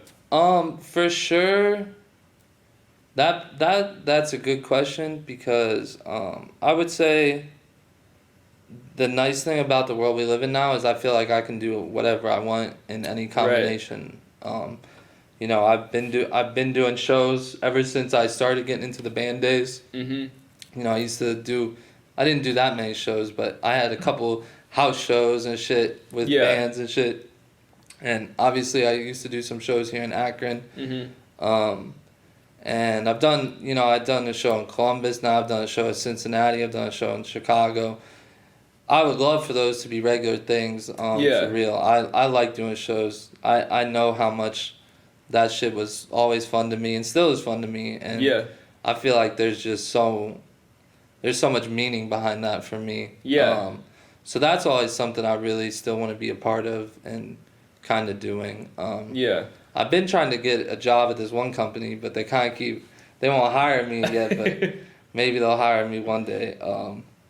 But I mean, obviously COVID is it's an easy excuse still at this point, but definitely kind of fucked things up. I definitely was doing shit and lived here whenever COVID had started. Yeah. Oh, so you moved in the midst of COVID? Yeah, I moved a couple times during COVID. Okay. But yeah, 2 years ago, yeah, because I did the Lil Zelly. What was it? What was the album? Side Effects. Oh, Side Effects. Yeah, I was trying to think. That would have been like literally the end of February. It was, yeah. 2 years ago. And you killed it. I'm glad to hear that you're still gonna be like planning to do it later, because like I didn't even at the time realize what an incredible feat that you had pulled off by getting all those people into that room. Like, Thank you. I met a lot of people, hit them up, and they're like, "Oh yeah, I'm from this state and this from that state." I'm like, "You're not all from like Akron, Ohio area. You're all from like." I'm like, "This dude pulled this off." That was something I really, really took pride in, was because even whenever I was doing the gyro shows, that was whenever I was with like Slim and ALC. Like I always wanted to try and make my shows. Never just, here's a bunch of Akron artists. Like, I want someone from Akron. I want someone from Michigan. I wanted someone from wherever I could get, because, and still, even the last show I did in Cincinnati, it was like I had tried to book people from here, from Atlanta, from Detroit, Chicago. Like, I try to make it more of a big thing that so many people can benefit from, and such a big networking opportunity that, it's not just, oh, here I went and saw those rappers, because a lot of small shows, and I think people don't realize this, small shows are networking. That's all they are. Like, most of the people in the crowd are probably going to be rappers too. Yeah, they're going to be on stage next. Like, there's going to be some camera guy there that would fucking shoot pictures for you for free, or maybe the DJ will fuck with you and start playing your music whenever he has other events. Like, there's so much networking in small shows, and it's so easy and accessible that I feel like people don't really realize that and understand that. A lot of people, they don't want to go to a show unless they're on it, and it's like, bro, if you went to a show, you would be on it. You'd be on it for sure, yeah, or at least the next one. Yeah. You can ask Nino.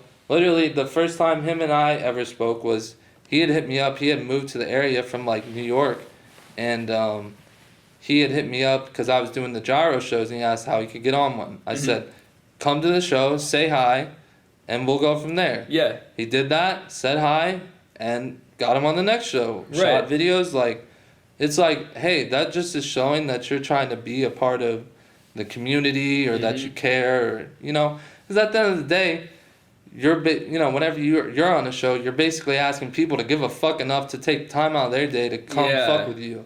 It's like, well, sometimes you have to put that energy out there, even if it's not going to be those same people. I feel like life is such a, you got to give and take on things. You can't just expect things to always be coming towards you. Like, with you just standing still sometimes. Sometimes you have to go out and do something to just whatever, karma or whatever you want to call it, like energy, or I don't know, but that's still what I try and tell people today.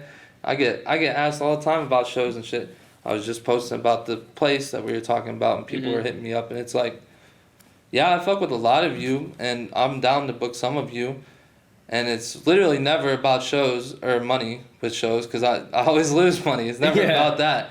But it's like, hey, bro, come to this shit. Like, be a part of this. And if I haven't been doing shows, like, hey, don't just ask me to be on a show whenever you don't fuck with me at all, bro. Like, you know what I'm saying? You're asking me to fuck with you now. Yeah. Whenever realistically, you don't like my stuff. You don't hit me up. Like, we don't work together. Like, what is this? Like, you just come in when you need something. Yeah, and it's like, I'm in a position.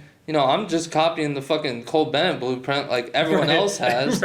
I'm going to do videos. I'm going to do shows. It's all going to play into itself. Yeah. And it's like, bro, you have to fucking, you have to give and take on that shit. You can't just fucking, it means a lot for you to go to fucking someone else's show too if you're a rapper. It's not that big a deal. Like, like I said, that's literally, you can You can ask any promoter. I'm sure that's exactly what they'd say, to be honest. Like, and that's in any space. If I come from the hardcore, the music or the metal and shit and pop punk. That's exactly what it is. It's, hey, you're trying to get on these fucking house shows, bro.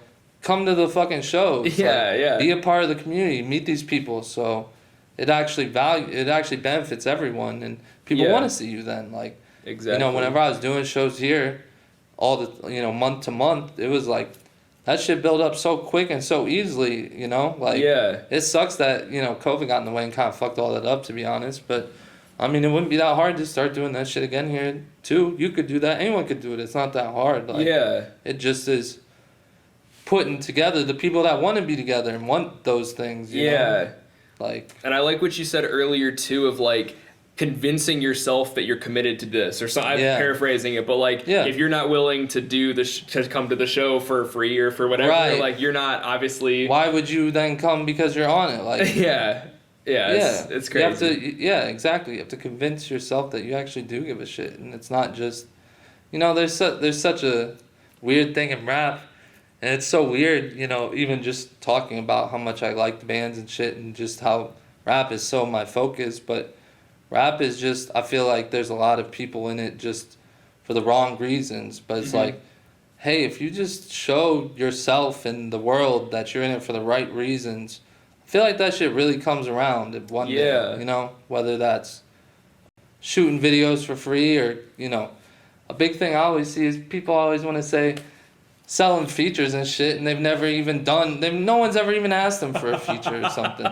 No one's ever even put out a feature with them. Right. Like, bro, I don't, sometimes you just have to give that shit out into the world so that way someone can hear you as a feature, and then they'll hit you up and you be worth money. It's not that crazy to think that you might have to go out of your ways sometimes or kind of overextend yourself a little bit, because, I mean, I don't know. This shit isn't easy, so it's like... Yeah. It's not guaranteed, it's not...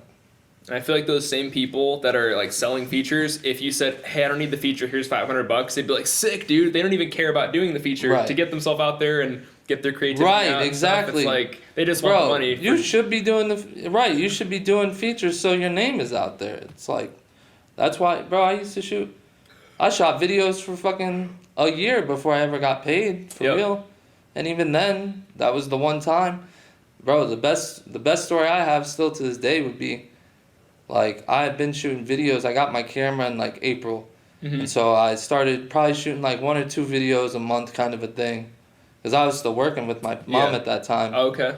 And, not making any money or anything. And that's when I was shooting with, Mike Renegade and Blossom and shit. And so I was doing that for a few months. And then I had the chance to move to Columbus. At the top of the year in January. And so I'm like, fuck it, I'm going to do that. And so I moved to Columbus. I'm like, well, I don't even know anyone fucking here. I'm just here.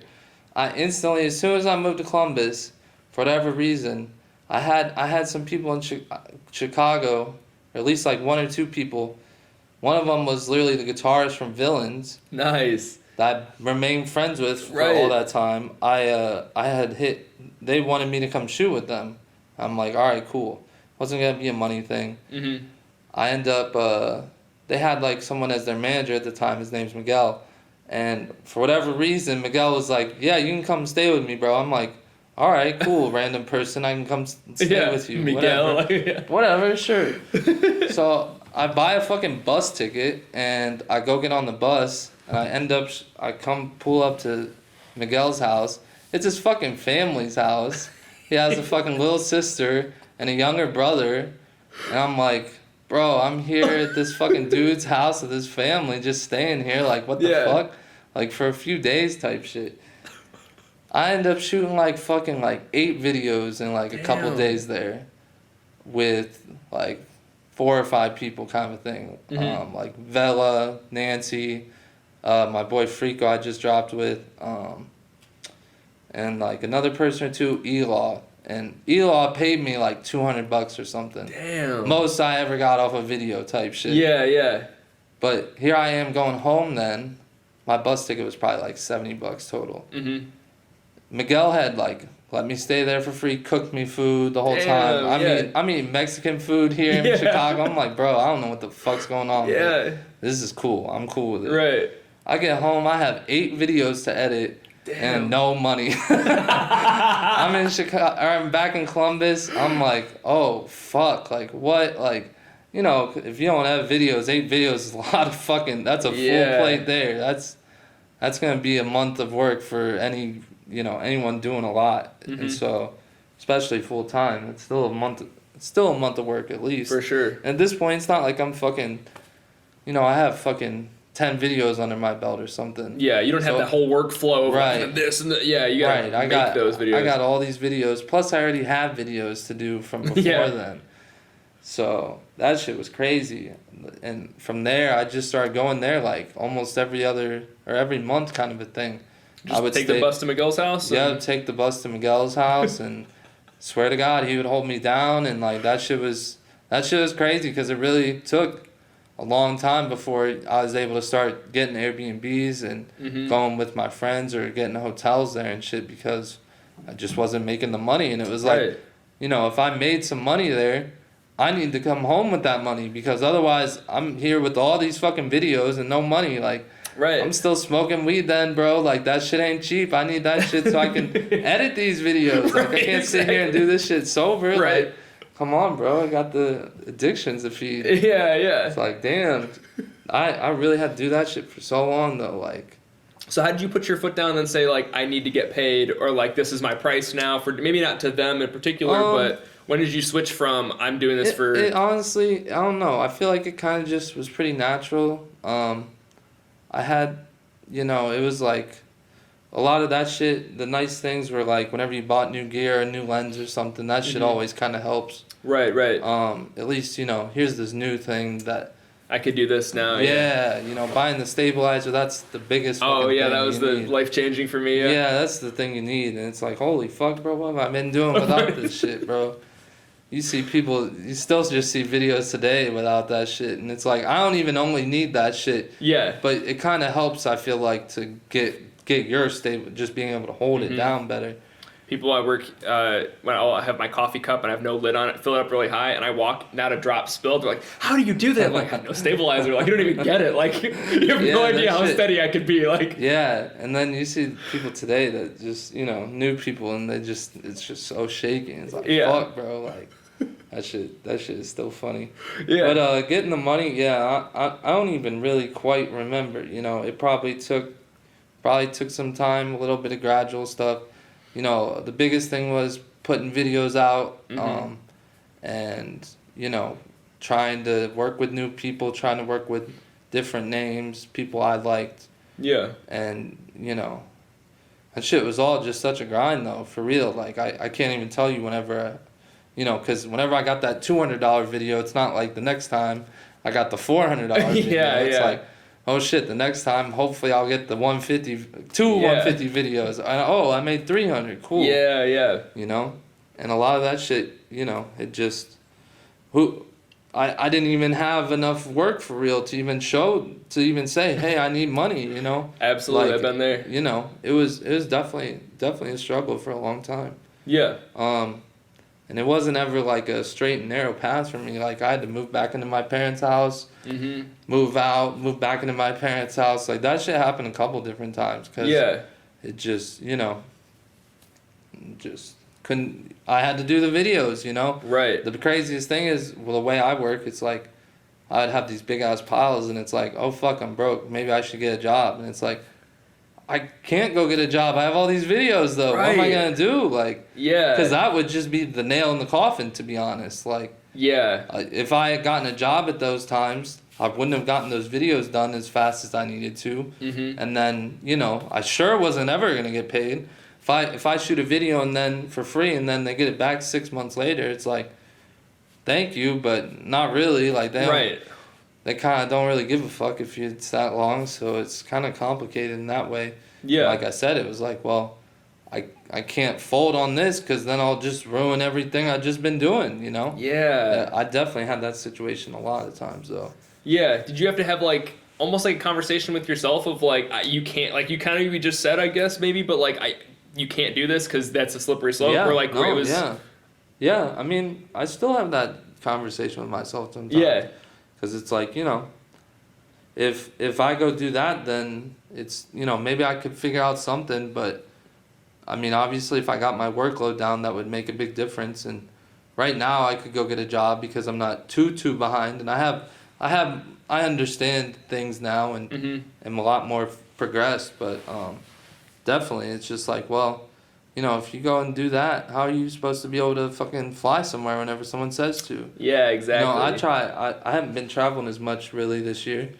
And just because that shit is so complicated, people don't want to fucking send you a bunch of money in hopes that you're going to show up somewhere. And, right. You know, and that's still even for me. Like, you know, I don't really have too many people that are nervous about working with me like that. But it's definitely a thing where it's like, a lot of times if someone wants me to go somewhere, it still is pretty last minute, you know. Yeah. And that shit sucks, and it's like, well, fuck, like, you know, it's either you say yes or no, and trust me, if you say no once, twice, that shit, they're not gonna keep asking you that question, bro. Like, right. People don't, you know.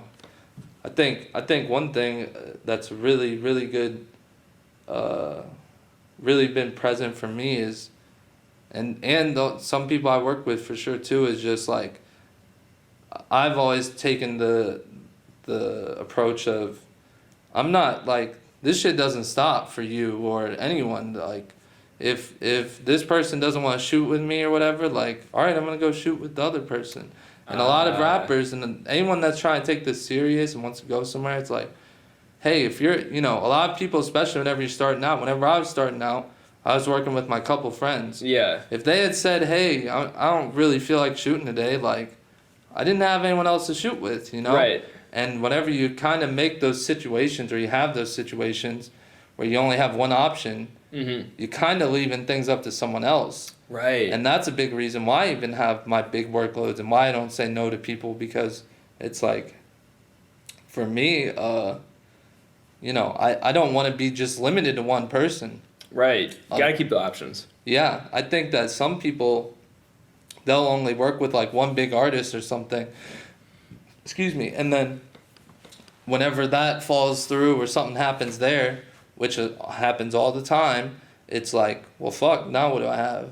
Yeah. And it's like, well, if you don't have other things going on, then you're kind of fucked. I kind of, you know, especially during my like big traveling times, it was like, I had people in LA, I had people in Detroit, I had people in Atlanta, Chicago. It's like, but I don't need any one of these cities. I mean, I need all these cities, but I can go if one fails. If one's fucking around, like, all right, I'll go there then. You know? Yeah. I'm not about to sit here and wait all day. You know, it's still the same thing. It's like, I was supposed to shoot a video. What's today? Monday. I was supposed to shoot a video yesterday in Chicago, and that shit got canceled. And I'm like, well, I'm gonna stay in Akron and do some other things. Like, this shit. Yeah. This shit doesn't stop just because you did something. Like, I shot a video last night. It's like, all right, that's fine. I'm gonna figure out the next solution. Whether that's this or that, like, it doesn't matter. That's just kind of like the hustler, you know, think on your feet kind of mentality. And a big thing, that shit, how many times that's had to happen traveling is unbelievable. Like, you know, I go to a city and I'm relying on this person to shoot, and, you know, I try and do deposits, but sometimes, whatever, it doesn't happen, and then they cancel. It's like, all right, so now I have all this time. I need someone to shoot with right now. Like, and it's not even always about money. Sometimes, you know, a month ago, or 2 months ago in Chicago, I was like, before I moved there, I was out there and I needed someone to shoot with, and it's like, well, you know, it's nice as fuck out right now. I was planning on shooting. This person canceled. I can either sit here all day and do fucking nothing, or especially while you're traveling. I don't have a laptop, so I'm a fuckboy. Oh, for real, man. Okay. I'm just a computer guy. Yeah, I said the computer. But so whenever that shit happens, and that shit always happens whenever you're traveling, shit always goes wrong for sure. It's always gonna go wrong. You have to be able to make the adjustment real quick, because otherwise you're just. What did you do all that work for? You got a vacation that you're losing money on. And it's like, that shit doesn't work. You know, I've had that shit always has happened in Chicago, but it was nice because for a little bit I would travel with my friends. Well, yeah, I'd travel with Nino or Free Money Love, and we'd fucking go to LA, and it'd be nice because it'd be like, all right, if I don't have anything to do, we'll just shoot them. Like, not a big deal. Like, or, you know, I'll squeeze in shooting with them between my other shoots because, you know, then I don't have to expect them to pay me as much. I can go shoot these paid videos, and, you know, they're my friends, so it's a little bit different. It's not about the money, but yeah, that shit. Definitely have to be able to think on your feet with that shit. Yeah. Because all the times I've had everything you could think of go wrong, or just, you know, people cancel all the time, you know, with deposits and shit. Like, I'll be like, I'm here, bro. Like, I came all the way here to shoot with you, you know, Miami or whatever, bro. It's all that shit happens all the time. That shit is crazy. And they just give up the deposit? They're like, yeah, fuck it? I mean, then it becomes a thing. We'll figure out. Like that. Yeah. I wish I could just do that, but not always. That sucks, man. I wish I had that rules, but yeah. See, I don't have I need like a rule book to send to everyone, so that way I could get away with shit like that. Sometimes I see that though, and I'm like, it's for me it's almost too like business like, where it's like, do you even care about this song, my artist, whatever? It's like 2 locations, 1 edit, 1 whatever. It's I hate that shit. Okay, I've thought about having people make some flyers like that a couple times. Yeah. And I always am just like, I don't even want to be that person. Like, I don't know. I just, you know, and obviously in my head, you know, for me, I have like a pretty standard idea of what we're doing with a video. And, you know, if someone starts asking me a bunch of questions like, hey, can we do this? Can we do that? It's like, usually I'm like, yeah, we can do that. I just, you know, my couple rules are, it's like, all right, we can shoot for however long it's going to take for the most part, but if it's going to be a bunch of hours, please understand I'm probably going to want more money. Right. And if if you want to do a bunch of locations or something, like, let's just make sure that we're shooting and then going to the next one and then the next one. I'm not trying to shoot here and then chill for an hour and then go do that. An hour, it's going to be an hour. It's only like 3 hours, I'm not trying to just, like, hang out while we're shooting a video. Like, that's just me personally. I'm the same way. I got to edit and, like, work on. Not that we can't hang out, but it's just, like, I just, if we're shooting, let's start shooting and let's go until we're done. Like, I'm not trying to fucking have this little break or anything. Like, I don't need a lunch break. Like, I don't know. That's just my videos, though, you know? Yeah. Like, I shoot a lot of short songs. A lot of people, it's pretty basic videos. And so for me, I'm like, well, I think that there's, like, you can make complicated videos, but clearly that's not what we're doing. So why complicate this? We don't need to, you know, sit here and dick around. You know, sometimes there'll be, like, really good example will be, like, I don't need to, most of my videos, I don't need to, like, practice things or anything. We'll just start shooting, you know? Yeah. And if this take's not good, no big deal. We'll just keep shooting. Like, it's not a big deal. It's, like, very much a getting a flow thing and things kind of start moving. And then, like, my biggest thing is always whenever I get to a video, it's like I'm just trying to get started as soon as we can, because once we get started, then we're at least moving, kind of a thing. We're just, because, you know, YouTube videos, you've been there probably, where you show up and then you're just hanging out for 2 hours. We're waiting for so-and-so. Yes, that's I hate that shit. Me too. I hate that shit. I hate waiting on someone. It's like, all right, bro, let's shoot the scenes without that person right now. Yeah. Because they're coming with the prop that I need to. I don't want to sit here waiting on this person that might never show up and then be mad at you because of someone else. Like, You're setting yourself, and that goes back to what I was just saying. You can't just you have to be in control of things. You can't just, like, put this onto someone else. Like, if I'm the artist and I'm waiting on my friend to show up with the car, it's like, well, I could either sit here and do nothing in this time and pray that he still comes, or we could just get to work and then we'll figure it out. If the car shows up, sick. If the car doesn't show up, sick. It doesn't make a difference. Right. We're going to shoot this video either way. Yeah. Don't leave it up to this person or this thing that might happen, you know? Like, and obviously there's certain things that you can't control, rain and shit.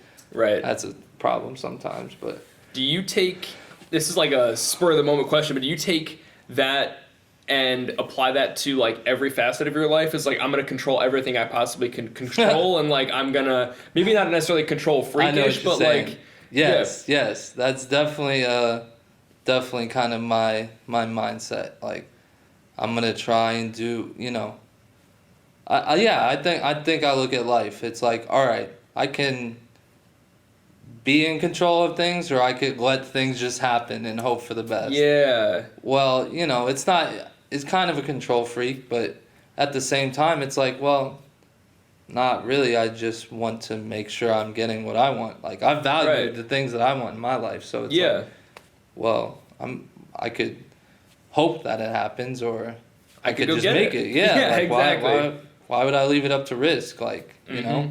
And obviously I could fail. That's one thing I haven't really said. I failed 1 billion times doing this shit. I've failed so much. In so many different things. Like, I didn't just find music videos. Like, I thought there were other things I wanted to do. I thought there were other things I cared about. And it's, you have to be willing to try those things and put yourself out there to figure out, like, what you want to do. Because, like I said, it's like you keep bringing up, it's like believing in yourself, and you have to, like, you have to kind of do those things, and, oh, yeah, I can do this. It's like, sometimes you're not going to do that shit, though. Sometimes you're going to fucking fail miserably, and that shit's going to fucking suck. Yeah. I have the worst story ever. I won't even tell the whole story, but basically went to Portland to shoot a video. This was last September. Went to Portland to shoot a video.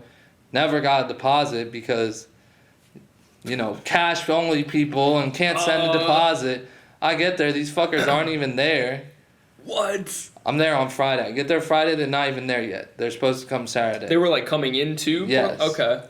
And so they're supposed to be there Saturday. I'm sitting there waiting all day. One dude can't come. And then dude eventually gets there at like 7 or 8 p.m. and then doesn't have the keys to this loft or something. And I'm like, okay. Like, what? And like... I literally never even see the dude while I'm there. So I literally went there. I left Sunday morning kind of early-ish. I'm sitting there all fucking day waiting on this dude to show up. Yeah. That paid me nothing to come there. And you paid your own money to go there? I'm paying everything there. I'm on my own dime. My hotels, my flights. And, I'm sitting there with nothing to do. I'm supposed to leave tomorrow. Yeah. I thought about renting a car so I could fucking do something. Yeah. Couldn't like, just nothing was going right. Like, all the car rental places closed at 1 p.m. and shit. And, I couldn't, actually, no, the issue was I wouldn't be able to return the car if I had rented it because they weren't open on Sundays. Yeah. And so I'm like, bro, I can't even, like, I'm just sitting here. You know what I'm saying? Like, right. And shout out my boy Poskus. He pulled up, actually. He pulled up in the fucking Benz, and he put on that new Yeet, and he just drove me around, and we was good, because that's where Yeet's from, too. Okay. And so that was definitely a vibe. He saved the day for sure, but yeah, that shit was definitely a fat-ass L. I was all excited to go out there. Yeah. I ended up barely getting a little bit of money from them, but, I mean, it sure didn't cover everything, and I was like, well... You just wasted my whole weekend, essentially. Like, not even essentially, you did. You wasted my whole weekend. Like, I could have gone anywhere else, done anything else. Or even just been home editing. Bro, I could have I could have stayed at home, bro. I showed up there with, like, minimal weed. Like, bro, I wasn't ready for this shit, bro. I was coming to, you know what I'm saying? And half the time I travel, it's like, I'm not fucking rich, bro. That shit is expensive. And it's like, if I'm covering that shit on my own penny... And then I get there, and there's no money coming to me. Bro, that's not only the money I spent, but that's, like, lost opportunity cost. You know what I'm saying? Like, and your time is valuable, too, as someone who can create all something. All that shit was some bullshit. But it's like, that's happened one time, But most of the other times have all been pretty good. Yeah. Like I said, there's lots of bullshit that comes with it. But, that's just, hey, sometimes you lose, like I've worked with those people before, like I trusted them and they just fucked me, and what can I do? I'm not, to this day it's like I said, they fixed it a little bit, but even then, like what can I do? I'm not gonna sit and pout about it. Like, it happened, it's over, and it is what it is, I guess.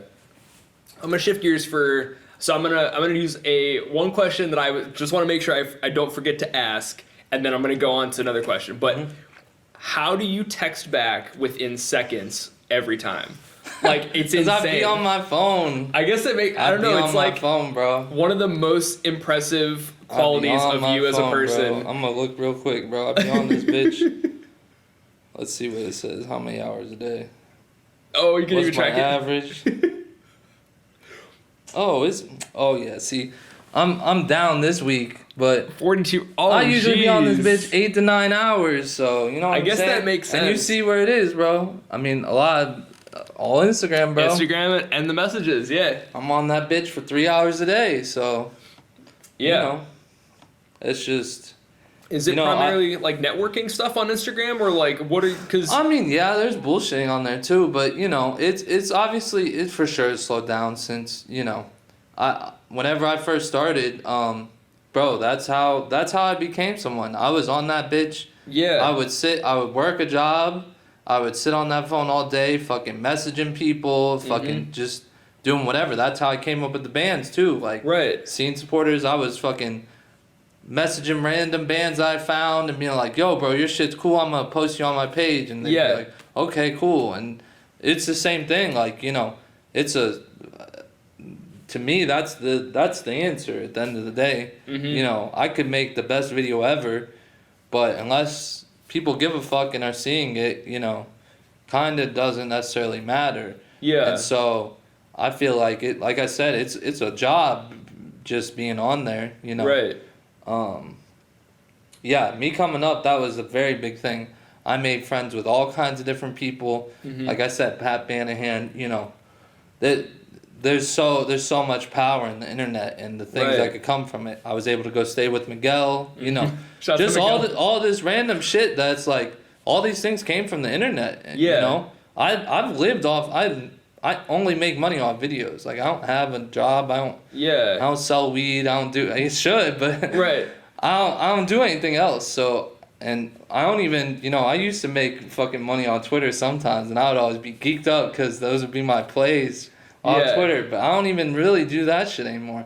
All my money comes from Instagram, as far as I'm concerned. Right. So, the fact that I'm on there the most, that makes sense, you know? Yeah. You're going to get what you put into something.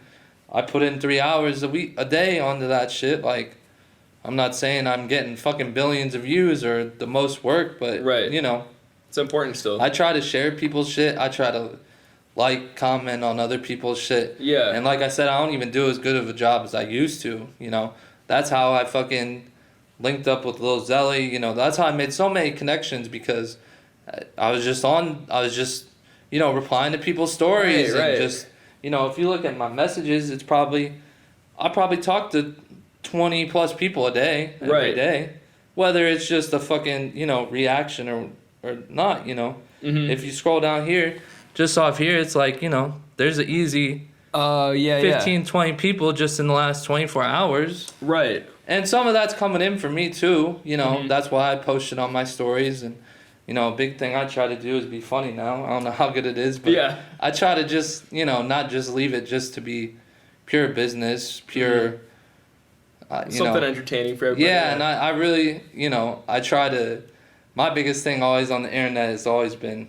It's been my downfall, but I'm too open and too uncensored sometimes. And it's fun to watch, I will tell you. It definitely bites me in the ass. Going off. All right. It definitely bites me in the ass quite a few times. But, you know, at the same time, I only live once. So, you know, I can sit here and we could go over all the people that, you know, hate me because of some shit I said or have some kind of issues. But at the end of the day, I'm just saying stupid shit on the internet, bro. It's not that serious. Like, I'm not over here dying on every word I say on, you know, or every argument I get in. It's, you know, the best example ever would be fucking Lucky. Lucky always gets shit for his old tweets. Yeah. But bro, I've said stupid shit on Twitter before or on Instagram, and he's literally hit me up like, yo, what the fuck are you saying this shit or calling me like literally like, and I'm like, bro, I'm just saying shit, bro. I'm just talking shit. It's the same thing, you know? Like, it's not that deep, you know? Exactly. And I feel like unfortunately, you know, the internet loves that shit, so. Right. I'm not saying I don't go out of my way to feed into controversy, but trust me, whenever that shit's happening, I'm not trying to keep my mouth shut because why the fuck would I? Like, exactly. It benefits me.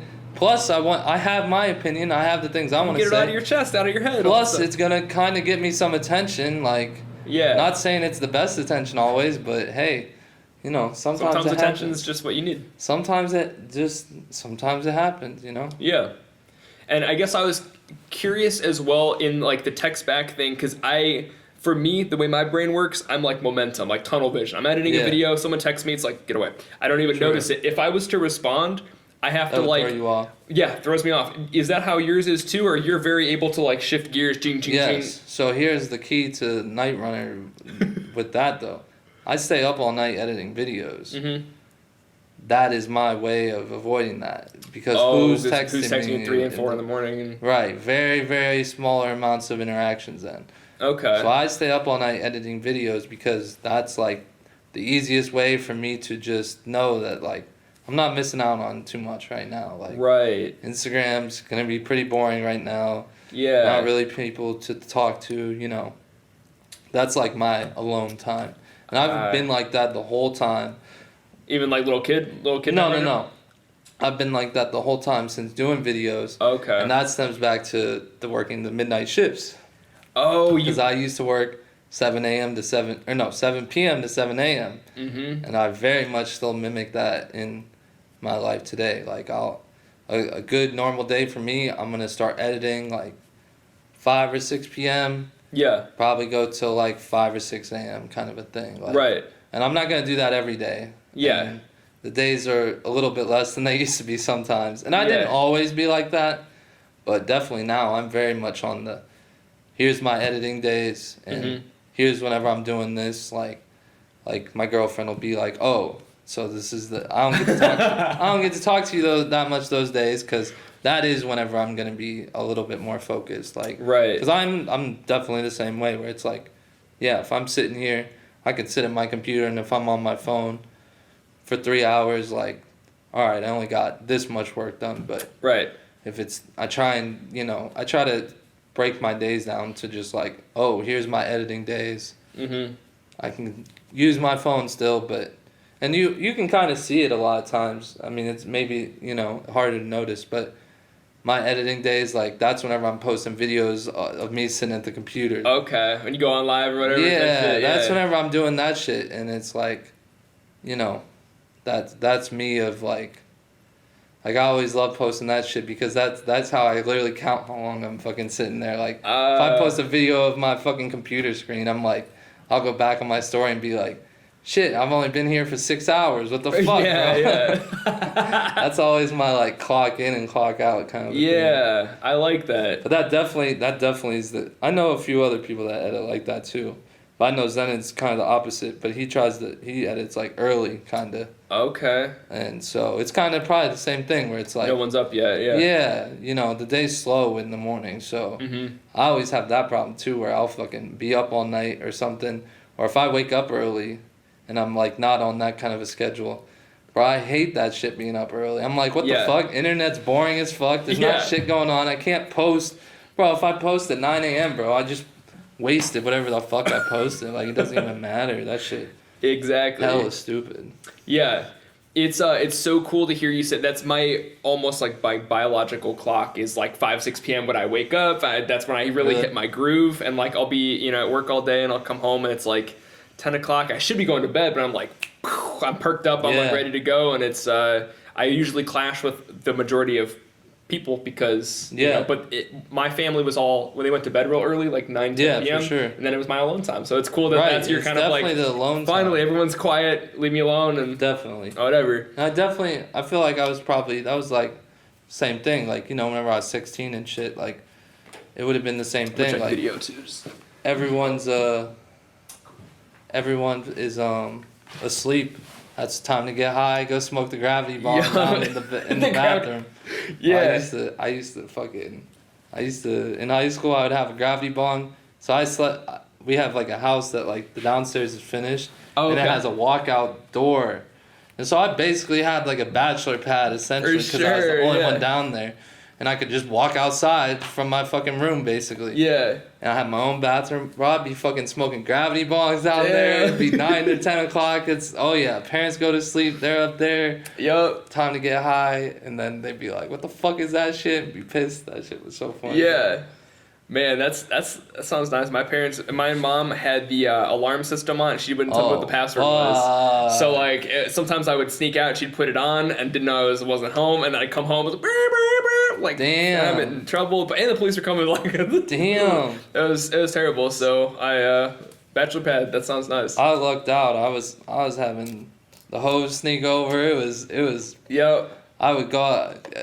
Whenever they hated me smoking weed inside. They'd always just be like, go outside. Yeah, your parents? And okay. They would fucking be so pissed because they'd be like, why can't you just go out fucking inside if you have to do it? Like, they didn't want me to do it, but it was like, if you have to, just go outside. Yeah. Like, and they would be so pissed, but I'd always be like, it's fucking cold out. Like, I'm not trying to go outside. Yeah. And then, like, outside, it would just be like, I remember I would always sit on, like, my driveway. And it would be like the road would be up there, and I'd always get like hella paranoid. Fucking, I have to be like, oh shit, I hope that wasn't a cop. I hope they don't smell the weed. Yeah. And I'm fucking far as hell from the road still. But I'm like, oh fuck, I hope they didn't see that. Like, yeah. I'd be paranoid as hell. It was an incredible like moment when I realized like I don't have to go outside and do this anymore. Yeah. Like, when you finally get that spot, you're like, yeah, I could just toke up right here. Like it's life changing. So crazy, and it's really weird too, because it's like, you know, whenever I was smoking weed, there'd be the couple friends' houses where you could smoke weed at or something. Right. And so those would become the fucking hangout spots. And then it's like, damn, like, why can't my parents be like that? And it's like, all right, I mean, I guess it makes sense that they're not going to just fucking let me and my friends all come smoke weed here. But at the same time, it's like, damn, can't we just smoke weed here, Mom? Yeah, like, Jason's mom does like, come on. Like, because it was always so much safer, too. Like, otherwise you have to go in the fucking woods somewhere, or the cops are going to, you know. You're driving around? Like, it was so much more of a risk. Like, that was always my argument. Like, it's either cold outside or, like, I'm just, you know, I would sit in my car, and that would be closer to the road. Mm-hmm. And it's like, bro, I'm sitting here smoking weed in my car, and the road's right there. And if you turn the car on, it's like an OVI or something. Yeah. Bro, if you're in the car, that's an OVI. Yeah. Bro, you don't even need to talk. Nightrunner actually has 2 OVIs. Damn. For smoking and driving. Not my proudest moments. Those are definitely the L's, but... Are any of those good stories when you first got pulled over, or no? No, you don't have I was just high as fuck. That's it. Smoking and high as Everybody's nightmare who has ever smoked and rented a car is just that. That shit sucked. And then the second time it happened, it was so stupid because I obviously realized what's going on, and I'm like, oh, fuck. It's happening again. Not again.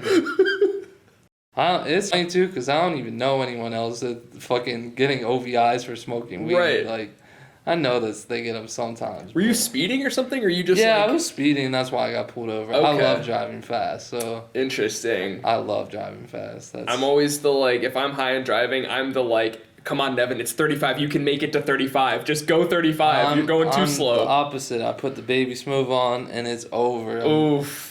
Dangerous. Yes, definitely. if you spoke to some people and whenever we would go to LA, I would always rent something fast. Yeah. And I'd just be smoking weed, driving fast as hell like a fucking dumbass the whole time. Good times though. Hell yeah. All right, I'm see if maybe there's anything on my actual question list, because this was way better than I was expecting it to go. Not that I was expecting it to go bad, but I was like... I listen to a lot of podcasts, so that's... You know how to do it, man. Yeah. So... And I fuck with this one because it's long form, too. Yeah. We won't mention the ops names that be doing the other podcasts here, but their shit is a little too short sometimes. Yeah, I'm glad to hear you say it. Sometimes I'm like, man, maybe I should make them shorter, but I was like... I listen to podcasts like this. I think that you should make them however long they feel like they're going for. That's usually what I do. Once it's kind of like, all right, I can't think of anything else, and we're all tapped out. But so just this is maybe not the most interesting. We maybe have covered kind of it already, but I like to ask, especially videographers, tips and tricks for myself. your workflow. You got a video, you shoot it, you go back, you said you kind of write it on the piece of paper, put the star. How are you chopping it up? Are you planning it? Are you looking at like, this is my favorite performance thing? How are you chopping stuff up? Do you even have a flow? Yeah, so for the most part, so I'll shoot a video and then I feel like, I don't think I have a photographic memory, but I feel like while I'm shooting it, there's a lot of points where I'm like, oh, that was a good shot. Oh, that was good. Okay. And so I kind of feel like I have a little rough, not a real roadmap in my head, but whenever I go ahead and put everything on the timeline, I'm like, okay, that's right. There should be something here. Oh yeah, he moved his hand like this. Yeah. And that's also a lot of times because I would say that I'm probably a lot more on the, it's not necessarily good, but I don't shoot that much a lot of times. Like, oh, you get there like, man, I wish I had a couple more scenes or something? No, what I mean is that because I feel like I don't overshoot everything, I can remember the points better, and so there's less to go. There's like less clutter kind of sometimes. Like I used to, if I had this scene, I'd say let's shoot this 3 or 4 times, and I'll change my lens once or something, and But it's like, and I'll do that if there's 5 different things. We'll do that 3 or 4 times at each 5 things. Whereas like now I kind of just like, if I'm shooting it, I'm gonna shoot it like once. And if I thought there was something else I needed, sure, let's go ahead and do it. Or if I thought it was a bad take, sure, let's do it. But a lot of my shooting is a lot of moving and trying different things and saying, oh, this is good, or oh, maybe I should do this on the next one, or something like that. And so whenever I put it on the timeline, I feel like there's not too much. And I feel like I already, once I put everything there, I got those couple things in my head already, maybe. Okay. But otherwise, for tips and tricks, I mean, I think that coloring is probably the most important thing. I try to put a good amount of time into that just at the beginning. I color at the beginning. I kind of do that. I'll throw some LUTs on there to see what everything could look like. And I kind of do the LUTs and then I kind of dial it in a little bit, and then I'll go through and cut it, and then sometimes I'll change the colors again a little bit from there. I usually do that sometimes. But tips and tricks though, the craziest tip and trick I would have, but it's not even a tip. I don't even use After Effects. Oh man! So I'm major props in Premiere, dude. That's brutal. I'm a fucking Premiere boy, but that's how Zenon is too, though. Unless he started using After Effects, but I don't some of the think masking, I feel like Zen's done. It's like, dude, you have to you lose your mind. If I lose my mind, I'm trying to mask in Premiere. Yeah. None of that shit matches up. The fucking keyframes. I'm like, where did you go? So I'm a fuckboy. My computer has been fucked up for like 2 years now. And After Effects won't work between Premiere on my computer, and I've tried to fix it so many ways, and I've used After Effects on some stuff, but I don't know. I need to figure that out at some point, and it'll probably make my videos look way different. But I kind of I've taken it as what it is, and rather than think of it as, oh, I don't have After Effects, it's more like, oh, I only have Premiere. So being in control versus I'm just this is what I have, these are the tools. And there's really, the tools are all going to be pretty similar. There's some things you can't do, but there's going to be a lot of crossover. And so to me, it's like, well, I can still do whatever I want in here. Right. I just have to do it that way.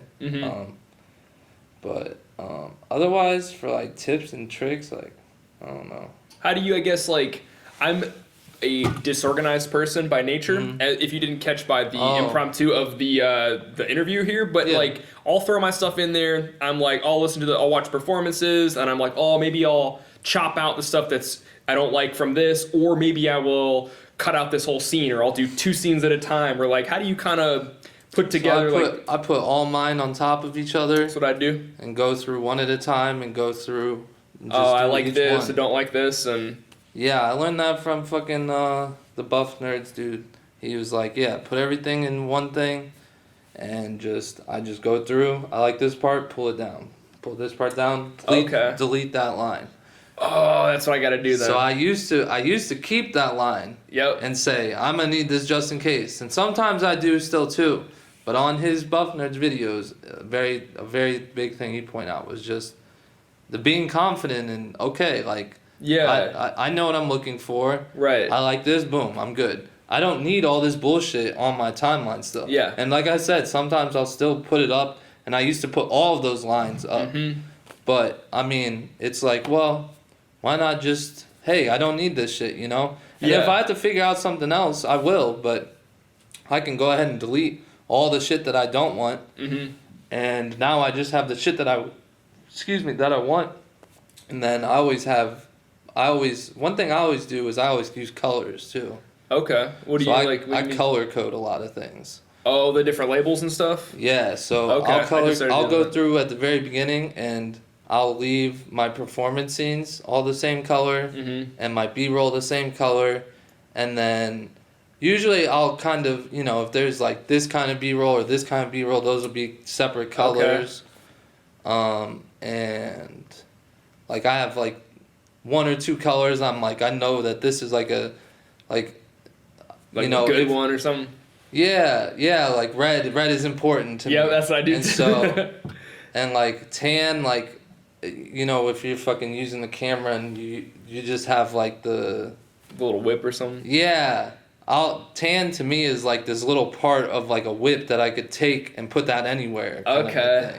Yeah. Just like stupid shit like that where it's like, okay, now I know what this. If it's red, that means it must be important. Yeah. If it's brown, that means it's shitty. That's literally what it means to me. So, I don't really like this, but I'm gonna keep it around just in case. Yeah, it could be useful. Yeah. I think you just changed my life with there, because I've so many times, especially if after I smoke, I'm like, fuck, where did I just put that? Was it up here? Was it down there? I'll literally have almost 4 music videos of the same shit, stack it up. I'm like, well, what if I like this? And I lose my stuff all the time. And well, one thing that I've never gotten into, but I know is also an option, is you can set it so that way it's like you can have 4, like 4. All right, so.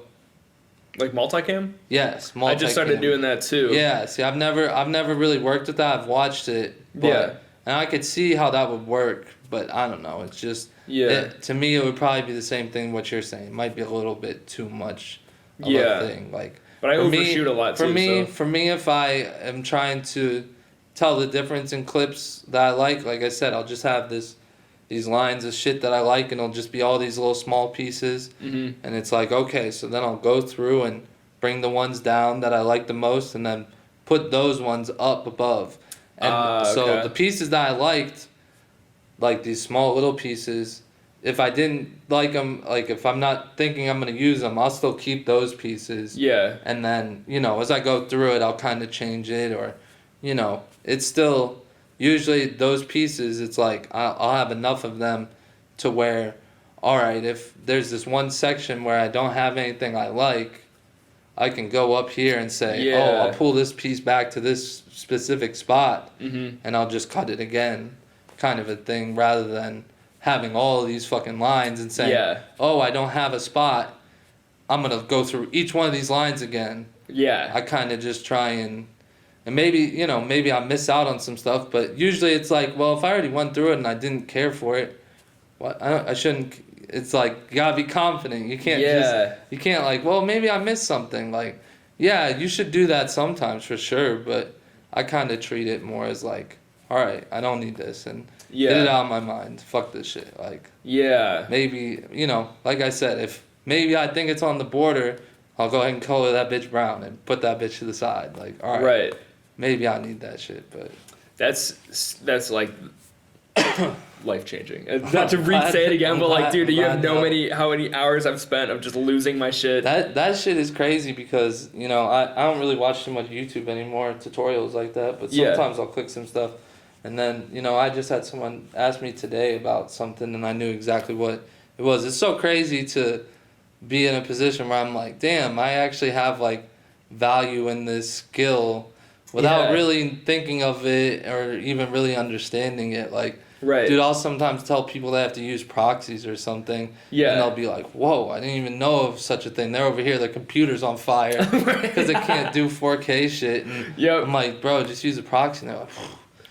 I'm like, wow, that's so crazy how much Because the biggest thing with videos is that content, if you know how to make videos, the easiest way to make money is to make videos about how to make videos. Right. And there's so many people that do that, and there's so many fucking nerdy ass dudes like, hey, what's up? And I'm gonna show you how to use this in Premiere today. And it's like, bro, like some people don't even know how to do shit, and it's crazy to me that I could be like, wow, I could just tell you this thing and that just made a difference.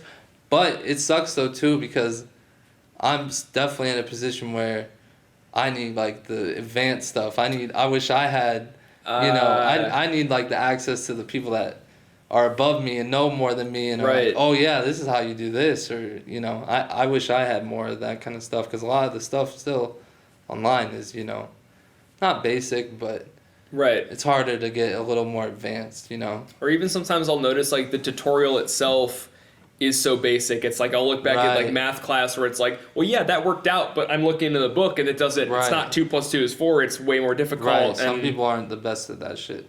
Yeah. What they really need to do is go back to, and I mean there are people that do that, but like making like how to edit like this person videos, like that was the big thing whenever I was coming up, was the Lone Wolf and the Cole Bennett shit. Right. How to do this thing or how to do this.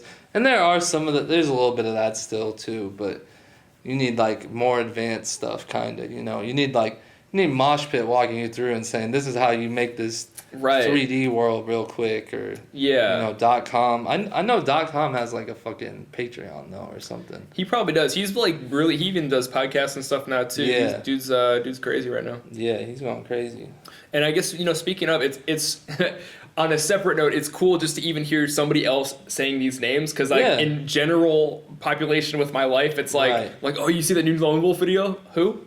Well, all right, but like that's a good point. That's where the difference of being on the internet and not being on the internet is, in my opinion. Mm-hmm. I have people that reply to my stories all the time that I don't even fucking know, Yeah. And it's like, those people are, I don't necessarily, I mean, they're my friends, but you know what I'm saying? I don't see them as my friends necessarily. Yeah.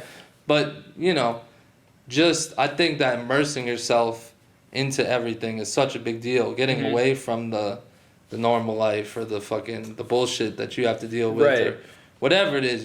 Some people have shitty situations and it's like, shit, bro, how could I fucking think about these things, or I look up to all these things, or I want to do these things, but this is my real life and this is reality. Well, the key for me was literally immersing myself into the internet so much that I then was able to leverage that into becoming my reality, Right. Like, I feel like it goes hand in hand, and, it's all the people, all the names we've said, those are all people that did the same thing, whether it's the same way as I'm doing or not, it's the same thing. Mm-hmm. Nirvana, perfect example. That dude's fucking huge right now. Yeah. Bro, he has more fucking... Who's he have more subscribers than? I forget who I was thinking of. He probably passed Lone Wolf. Nobody seems to subscribe to his channel. Yes. Yeah. Yes, you just said it. He passed Lone Wolf. Wolf probably has 2K. Like, it's insane. Lone Wolf has like 69K because he just looked. Okay. And Nirvana just got his fucking 100K plaque, so he definitely has more. Yeah. And that's such a crazy concept, because Lone Wolf, Cole Bennett, those are the people that started the idea of videos go on my channel. Right. That's where I fucked up, and that's where...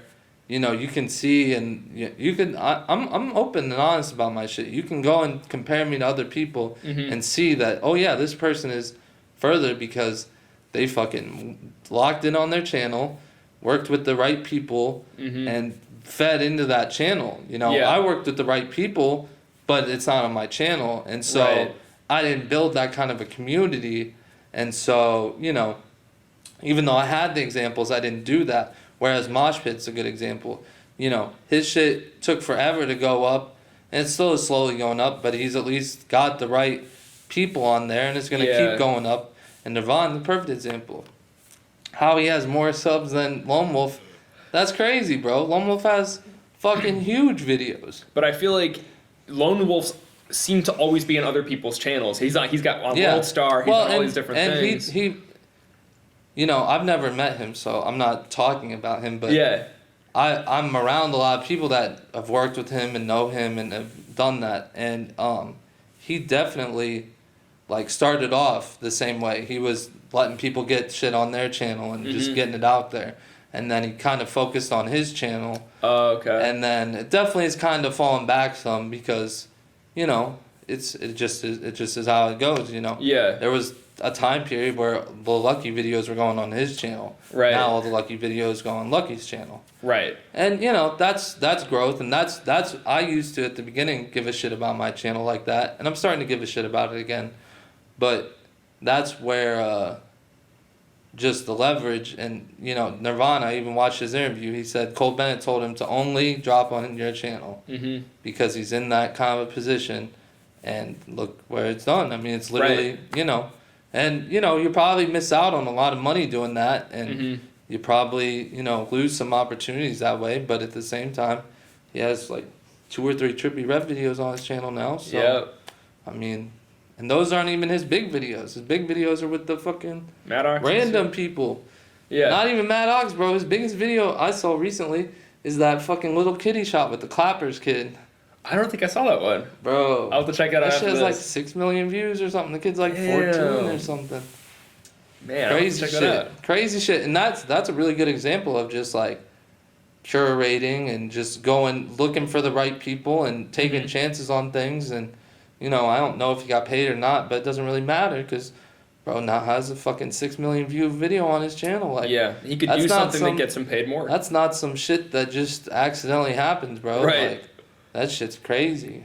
Yeah. That shit's so crazy. And actually, speaking of kind of some of these names, who would you say, you don't have to do top 5, 3 or anything, but like who would you say are like your favorite, maybe not, I don't want it to be too much of like who's inspirational, but like when you're like, oh, so-and-so dropped a video. I'm so excited to see this new video by, like, that person. Are there any people that you're just, like, a videographer's videographer? For sure, Lone Wolf, for sure. Yeah. Just the way that he colors his shit is so, you can see it in mine, and it's so obvious. Yeah. Obviously, like, Cole with, I mean, you know, just everything he did, but not even so much for the videos anymore, I would say. Right. Not that they're bad, but, you know. I'm not as excited for his versus Lone Wolf. Lone Wolf, I'm like, I can't wait to see this. Lone Wolf just dropped a new video with a dude named Junie that was super fire. Yeah, I like that one. Fire. But honestly, like another inspiration, someone that would JMP. JMP is a big inspiration. Yeah. A big inspiration, a big inspiration for the style I like. Of just clean videos, and it sucks because I don't even get to do as many clean videos as I would like. People making you do effects and type shit. Yeah, for sure. People like that stuff. Yeah, I don't necessarily always like it, and I think it's kind of boring sometimes. But JMP, definitely a huge inspiration. And then one person that would probably be pretty inspiring. His videos are crazy. His name's Max Moore, and he does band videos. Okay. He does. He does Code Orange's videos. He does, he just did a Vane video, which is super sick. Oh, shit, I love Vane. That has these fucking scissors, these big-ass scissors, like, coming through this room right here, basically. Damn. Like, his shit is very cool. And I'm really into, like, and trust me, my videos don't reflect this at all, but I'm really into, like, more, like, practical things and, like, putting more thought into things and building sets and just like having themes or maybe not even a storyline, but just like that. I really like the idea of that, like that tied into whatever, like, I don't know. It was cool. It was like a dollhouse and had these, like the kid was like playing with the dollhouse and I think was putting scissors in it. And then it was like coming out of the rooms and stuff. It was just, I don't know. It was very cool. Yeah. And I definitely am way more into stuff like that than like effects and stuff like this isn't shade or anything, but like Nightive or Speeder, those people, their videos are cool, but that's not really like the kind of style I look for. Yeah. That I want to do necessarily, like the fucking just a million things going on. And trust me, I have videos that I like that too. But the whole just a million things going on and just effects and stretching and just I don't know, it's just, and there's people that make cool videos like that, but that's just not really my thing, to be honest. Yeah. I think we need all kinds of people too, because if everybody was that's all we'd get, and we'd all, you know. I think everyone, all artists should be trying everything. To be honest, I think that you know, if I was an artist, I would want the clean video. I would want the fucking animated video. Yeah. I would want the fucking bunch of 3D shit added. I want a storyline video. Like, I think that more people should like try all kinds of things. I think I should try a lot more things too. Yeah. Like, and you know, sometimes I do, but unfortunately, I feel like in general, a lot of my work doesn't necessarily get those things, and so, you know, it's not perceived as that way. But, you know, I have like, well, even Miguel, like his brother, he makes Spanish music, and so I have videos with them. Oh, is that band or that group? Yeah. Oh, that's cool. All the dots are connecting. They're called Código Verde. Yeah, I kept wondering, like, how do you link up with this guy? Like, these people, like. Yeah, so I've been working with them for like 2 or 3 years now. Right. And, you know, I've been going there. I was literally going there, and it was like he had been playing in other bands, but he was always like, I'm about to start my band. I want to do this, and we're going to shoot videos and blah, blah, blah. And he was probably like 19 or 20 at the time. Mm-hmm. And he was always super talented and had his own songs written and was like, I'm ready to do this. Yeah. And the first video, I didn't get the first video. They shaded me, but no, I'm just kidding. The first video they shot was with someone else in Chicago for their song called Windy City. And then they realized they had to do it right. Yeah. That shit went way up. And then we've shot probably like 4 videos, I think. Maybe 5, I don't know. Yeah. And, you know, some of those, like, are a little bit more of not a storyline, but, like, we have, like, a poker room one, and then we have, like, just a basic one was our first one, and, you know, they're a good example, because even the other videos they have with other people, I feel like it just is showing all kinds of different sides of them. Like, that's what I really like. I like how they've been able to. They have like a video with someone else where it was like a shot mostly at like some like, I don't know, like a parade or something, you know. Mm-hmm. And I just think that's really cool though, just to be showing different sides. You know, sometimes we're serious, sometimes we're funny, sometimes we're just trying to. The last one we did was like they were captured and it was like Bitcoin, like I don't know, it's supposed to be like Squid Game kind of thing. Oh, but it really wasn't. But you know. And so that's cool though. Yeah. I like that stuff though. Do you have a favorite video that you have made where you're like, I love this one, I don't know why, but this is like my favorite, or are they all kind of like just videos? Real quick. I mean, I definitely have. I know I'm cheating though, but no, that's all right, because it's like sometimes, you know, I'll forget different things. I forget I even made that or some type shit. So. Favorite video. I mean, honestly, like, I like my first Matty Woods video called Worse is really good. I really like that. It's all clean. Yeah. Was there anything about that in particular that made that like one of your standout, like? No, I just like it. It's just nice and clean. It's got dark. It's like got a good vibe. I feel like out of all the couple videos we did, I feel like that's definitely my favorite one. I like the last Nino one I did. The Mark a Billion one, that's probably one of my favorite ones all time. With the Phase Me one. That one we shot in Miami. I was in Atlanta and Lucky was about to perform in Miami like the next day or something. Mm-hmm. And they all, like, Mark flew out and then I went there. And it was like mostly shot at like a shoe store. Yeah. And then got to go to Lucky's show after. And like that show was crazy. This was like first show back after COVID. Like, damn. So that was just like a good day. It was a fun time for sure. That was very cool. That's where I didn't meet him there, but it's funny because I literally met I didn't meet him there, but my boy Nate, he fucking was taking pictures there. Mm-hmm. And like we were shooting scenes just like outside of the venue in the parking lot before the show.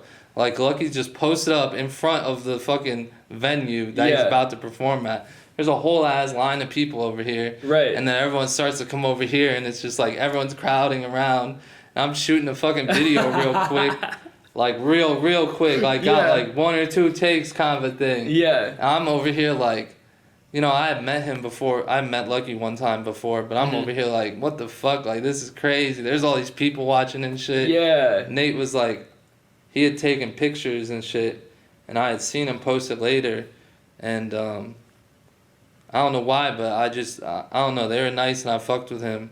And I feel like I spoke to him while we were shooting, but I don't even know. It's hard to say. Blacked out. Yeah, it's hard to say, but yeah, that was cool though, because that relationship, like he ended up like coming to LA like one time, and like doing pictures with me and shit, and that shit was dumb because most of those pictures didn't even fucking matter for those people, but it was cool though because it was like he's 19 or something or 18, he's young, and it was like I wanted him to come to LA and shoot behind the scenes, and he flew out like on his own penny and like just randomly, just like I said, just this internet shit, bro. It's crazy. Doing it, yeah. And it's like randomly hit him up, and he said he'd be down, and came that week or whatever. It was a couple days later or something, and I didn't even. I think I paid him some there, but like I ended up having to like owe him money. Yeah. And I paid him back, you know, but it was like that shit was so cool to me, you know. Like he literally fucking flew out with his friend. Yeah. And they stayed with the family. It was just like. Definitely, it was so just like me, you know what I'm saying? Just like taking a risk and just. Right. And it's so cool just how all the relationships and stuff can just come out of nowhere, you know? Like, because I went to that Lucky show and shot the video, then he took some pictures I thought were cool, and then, you know, and he ended up coming to the Lucky show whenever Nino was performing and shit too, That's so that dope. was cool. Yeah. Yeah. So what is like nightrunner goals? Like you're doing this until you make a bunch of money, doing this until you hit like I don't know, man. Good question. Goals, unfortunately, like that's probably why I don't know, like I would say I'm not necessarily in the best position in my career right now, and I don't take that as such a bad thing. It's just it's been a little bit of a not a complete down, but it's like things have kind of slowed down and become more of just like, oh, I just have been working with regular people more so. Yeah. And, you know, I feel like, you know, I kind of lost a lot of my goal is to shoot with this person or that person. Like, I don't really have so much of that shit anymore. I got to shoot with a lot of people I like. And it's not that I don't have ambitions or people I want to shoot with.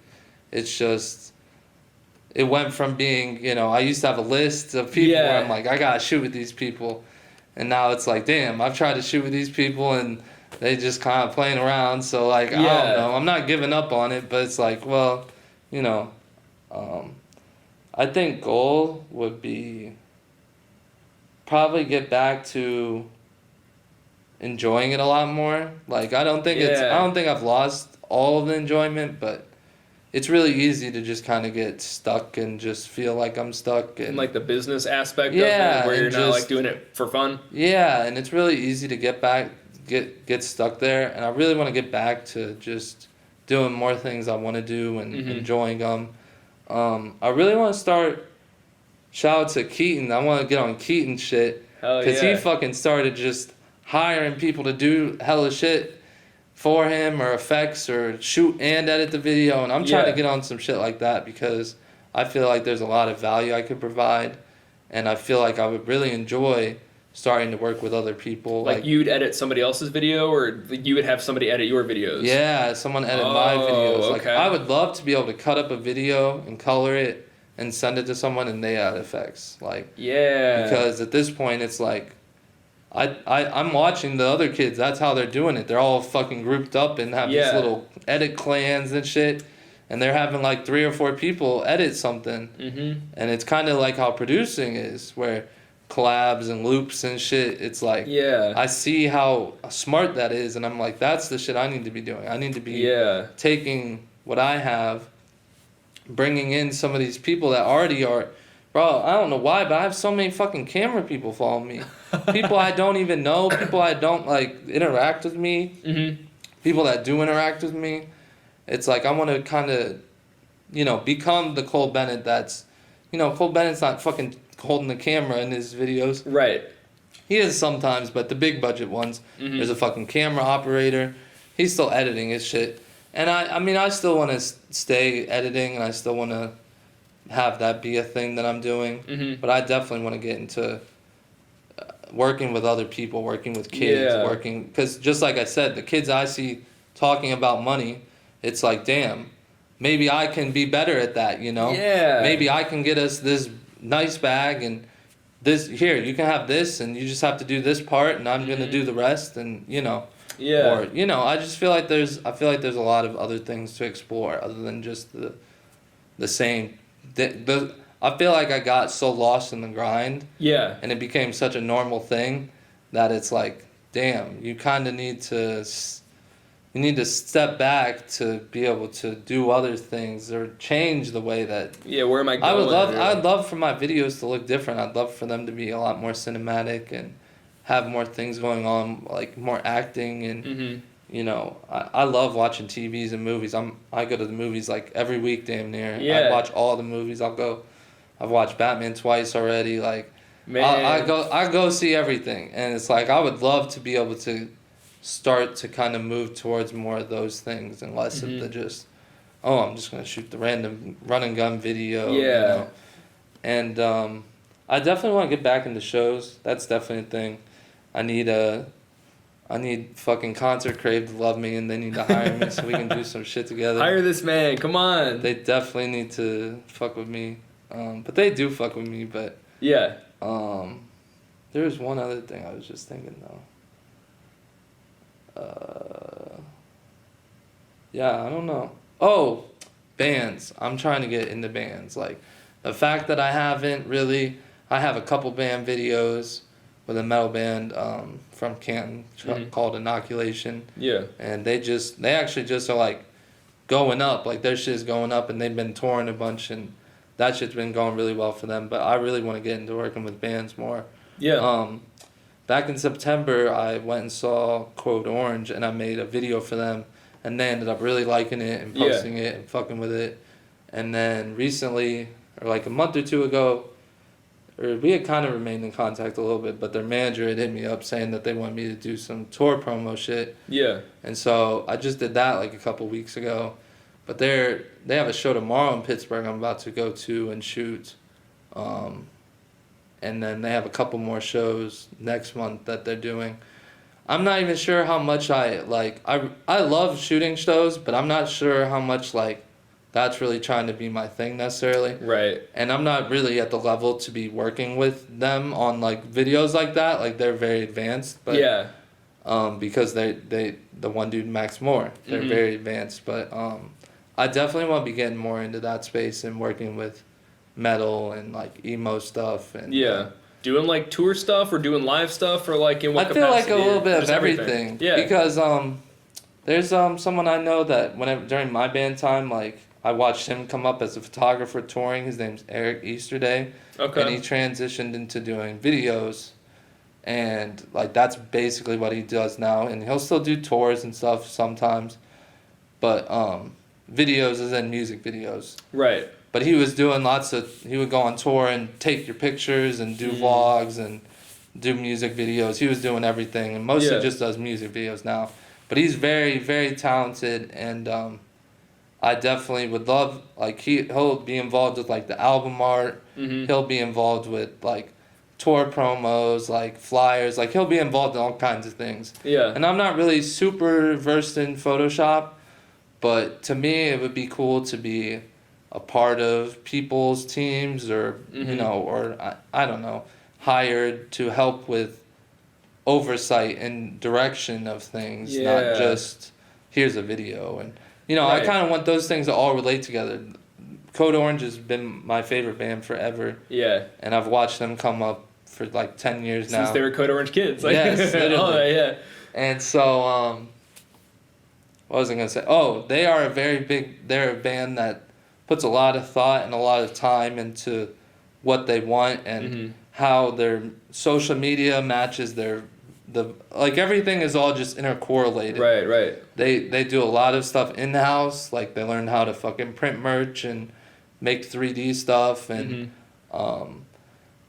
I've watched interviews where they talk about how they just want it to be like a world that they created and Code Orange world. Yeah, and so it's like they have like the character, the Mum Man guy, and like I just think that shit is so cool, and I think it would be so cool to be a part of Rappers can kind of do that, but it's a little bit different. Rapper, they're trying to sell you on them, you know. I feel like a band, it's more of a, I don't know what they're trying to sell you on, but it's almost like an idea or something. Yeah, because they're all one feeling, thing versus... it's right. It's a group of people coming together, and one.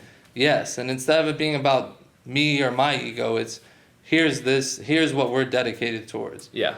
And working on that project with them and just knowing about them, like I don't know them at all, but knowing how they are, I just love to see how you can bring everything together and make this world, and just everything can just make sense, I guess, in a way. Like your merch matches your album art, which matches your videos, which matches your stage performance, like which matches your live video, like all that shit can just all be one thing, and I think that's really cool. Another thing I really have thought about, because I love concerts, is fucking like managing, or not managing, but the people that operate the boards, like the video boards and stuff, you know? Yeah. My mom's cousin, he's worked for the fucking Miami Dolphins like forever. Yeah. And he would run like the fucking scoreboard there. Oh, nice. And be in charge of like what they're putting up on the video screen and shit. I think that would be really cool, like to do at shows, like, be involved in the fucking like if you used to go see Skrillex, he would have just like funny ass videos on there, like animations and just all kinds of shit. It'd be cool to be involved with that and making that stuff, but also like, I don't know, controlling however, like I don't even know how that shit works, but it would be cool to learn about some of that shit. And I think that would be cool, because like I said, I like shooting shows, but it definitely feels like it's like, I don't know, it's hard to be like, oh, this is what I want to do. This is it. Yeah, like I used to always want to go on tour and shit, and that's cool, but I'm like, damn, like I'm supposed to shoot the same show every day, like I don't know how realistic that would be for me, how much I would enjoy that kind of a thing. I definitely want to be more like involved in things though. And I feel like that's way more of a thing in bands than rap.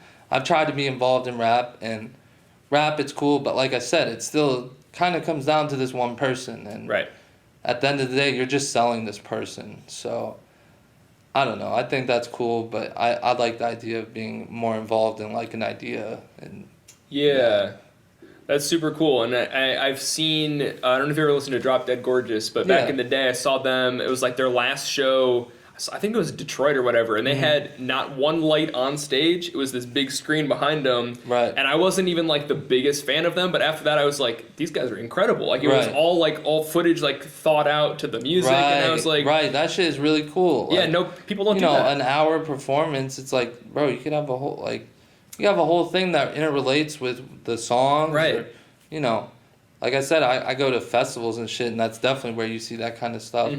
It's hard to see that shit at like smaller concerts, but it makes a big difference. If you have it at a smaller show, it's like it creates that experience that you can. And I always liked the fucking lighting at shows too. That shit is really cool and interesting to me. I have not really learned that much about lighting. I have my general ideas about it, but I don't know. I think that shit is pretty cool, and that shit is all just kind of more like a roadie kind of a thing. But I mean, hey, I don't know. I mean. I still, like I said earlier, it's like I think I could do.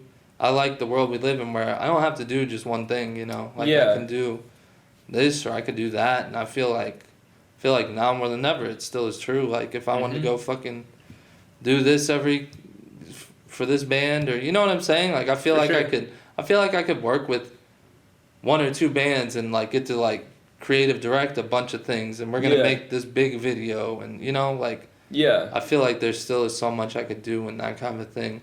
And I feel like if I was able to get more into bands, I feel like I would definitely enjoy rap more, and it would definitely go back to, doing the things I want to do in rap, not just, shooting with whoever wants to. Because it's such a like good thing and a bad thing to shoot with whoever wants to shoot with you, It's not like every time I'm getting the best thing ever, and it's not even about that, but sometimes this shit sucks, and I shouldn't even be shooting with this person maybe. You know, some people would literally think that, and it's like, I don't know. I don't like to think like that, you know? I don't think that's like right, but you know, if I had enough other things going on and I was only working on stuff I cared about, then for sure there'd be way less of a thing, and it wouldn't be a, hey, I'm being a dick. It would just be like, hey, I just want to work on the things I care about. Right. Because that's how it started, so Mm-hmm. I feel like the more it can stay at that, the better. And it's clear that, you know, the longevity of the people that are doing well, Yeah. you have to kind of stick with the things that you want to do, or else you're going to burn out, or it's just, you know, it's not going to work, I feel like. Yeah. That's good that you are able to keep that and not lose sight of that, because I think it's easy, even like you were saying, of just like, I could get a job, like, it's easy to get sucked into that, and then I'm literally trying to pull myself out of that, where I was like, oh, I can't do this, I got to get a job, and now I'm like, get out of the job, like, get back into that. So it's, I commend you for kind of staying true to like what you are and Thank you. what you want to do.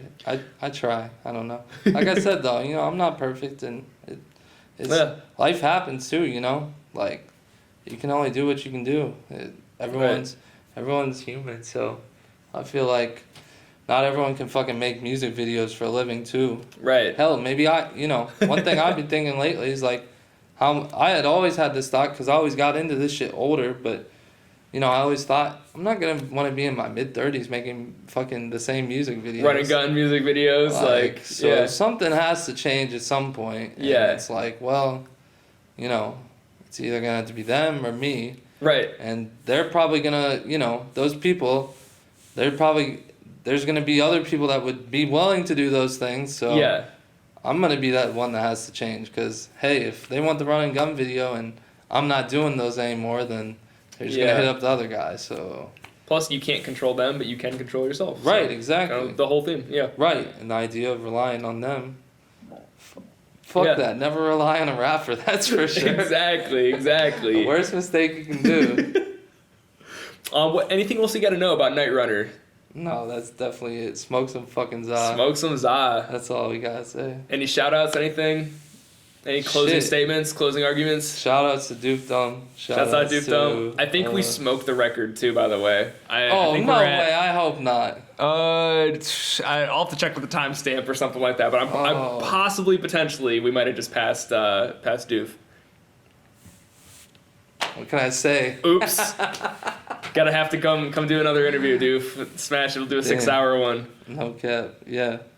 No, that's it. I don't have anything else to say. Shout out to everyone that's supported me through all this. If you made it through to all this, that's fucking stupid. I don't know why you just listen to all this, but shout out to everyone that supported me, Idiots. though. Because really, I mean, I tried to name a bunch of people, but it's a lot of people that have supported me over the years. Yeah. Whether it's fucking paying me for a video whenever no one else was, or fucking, I don't even know. Like I said, people have been there for me whenever I didn't even know them. They didn't even know me, so I'm really thankful for all that. So, thank you. Smoke some za. Thank you, bro.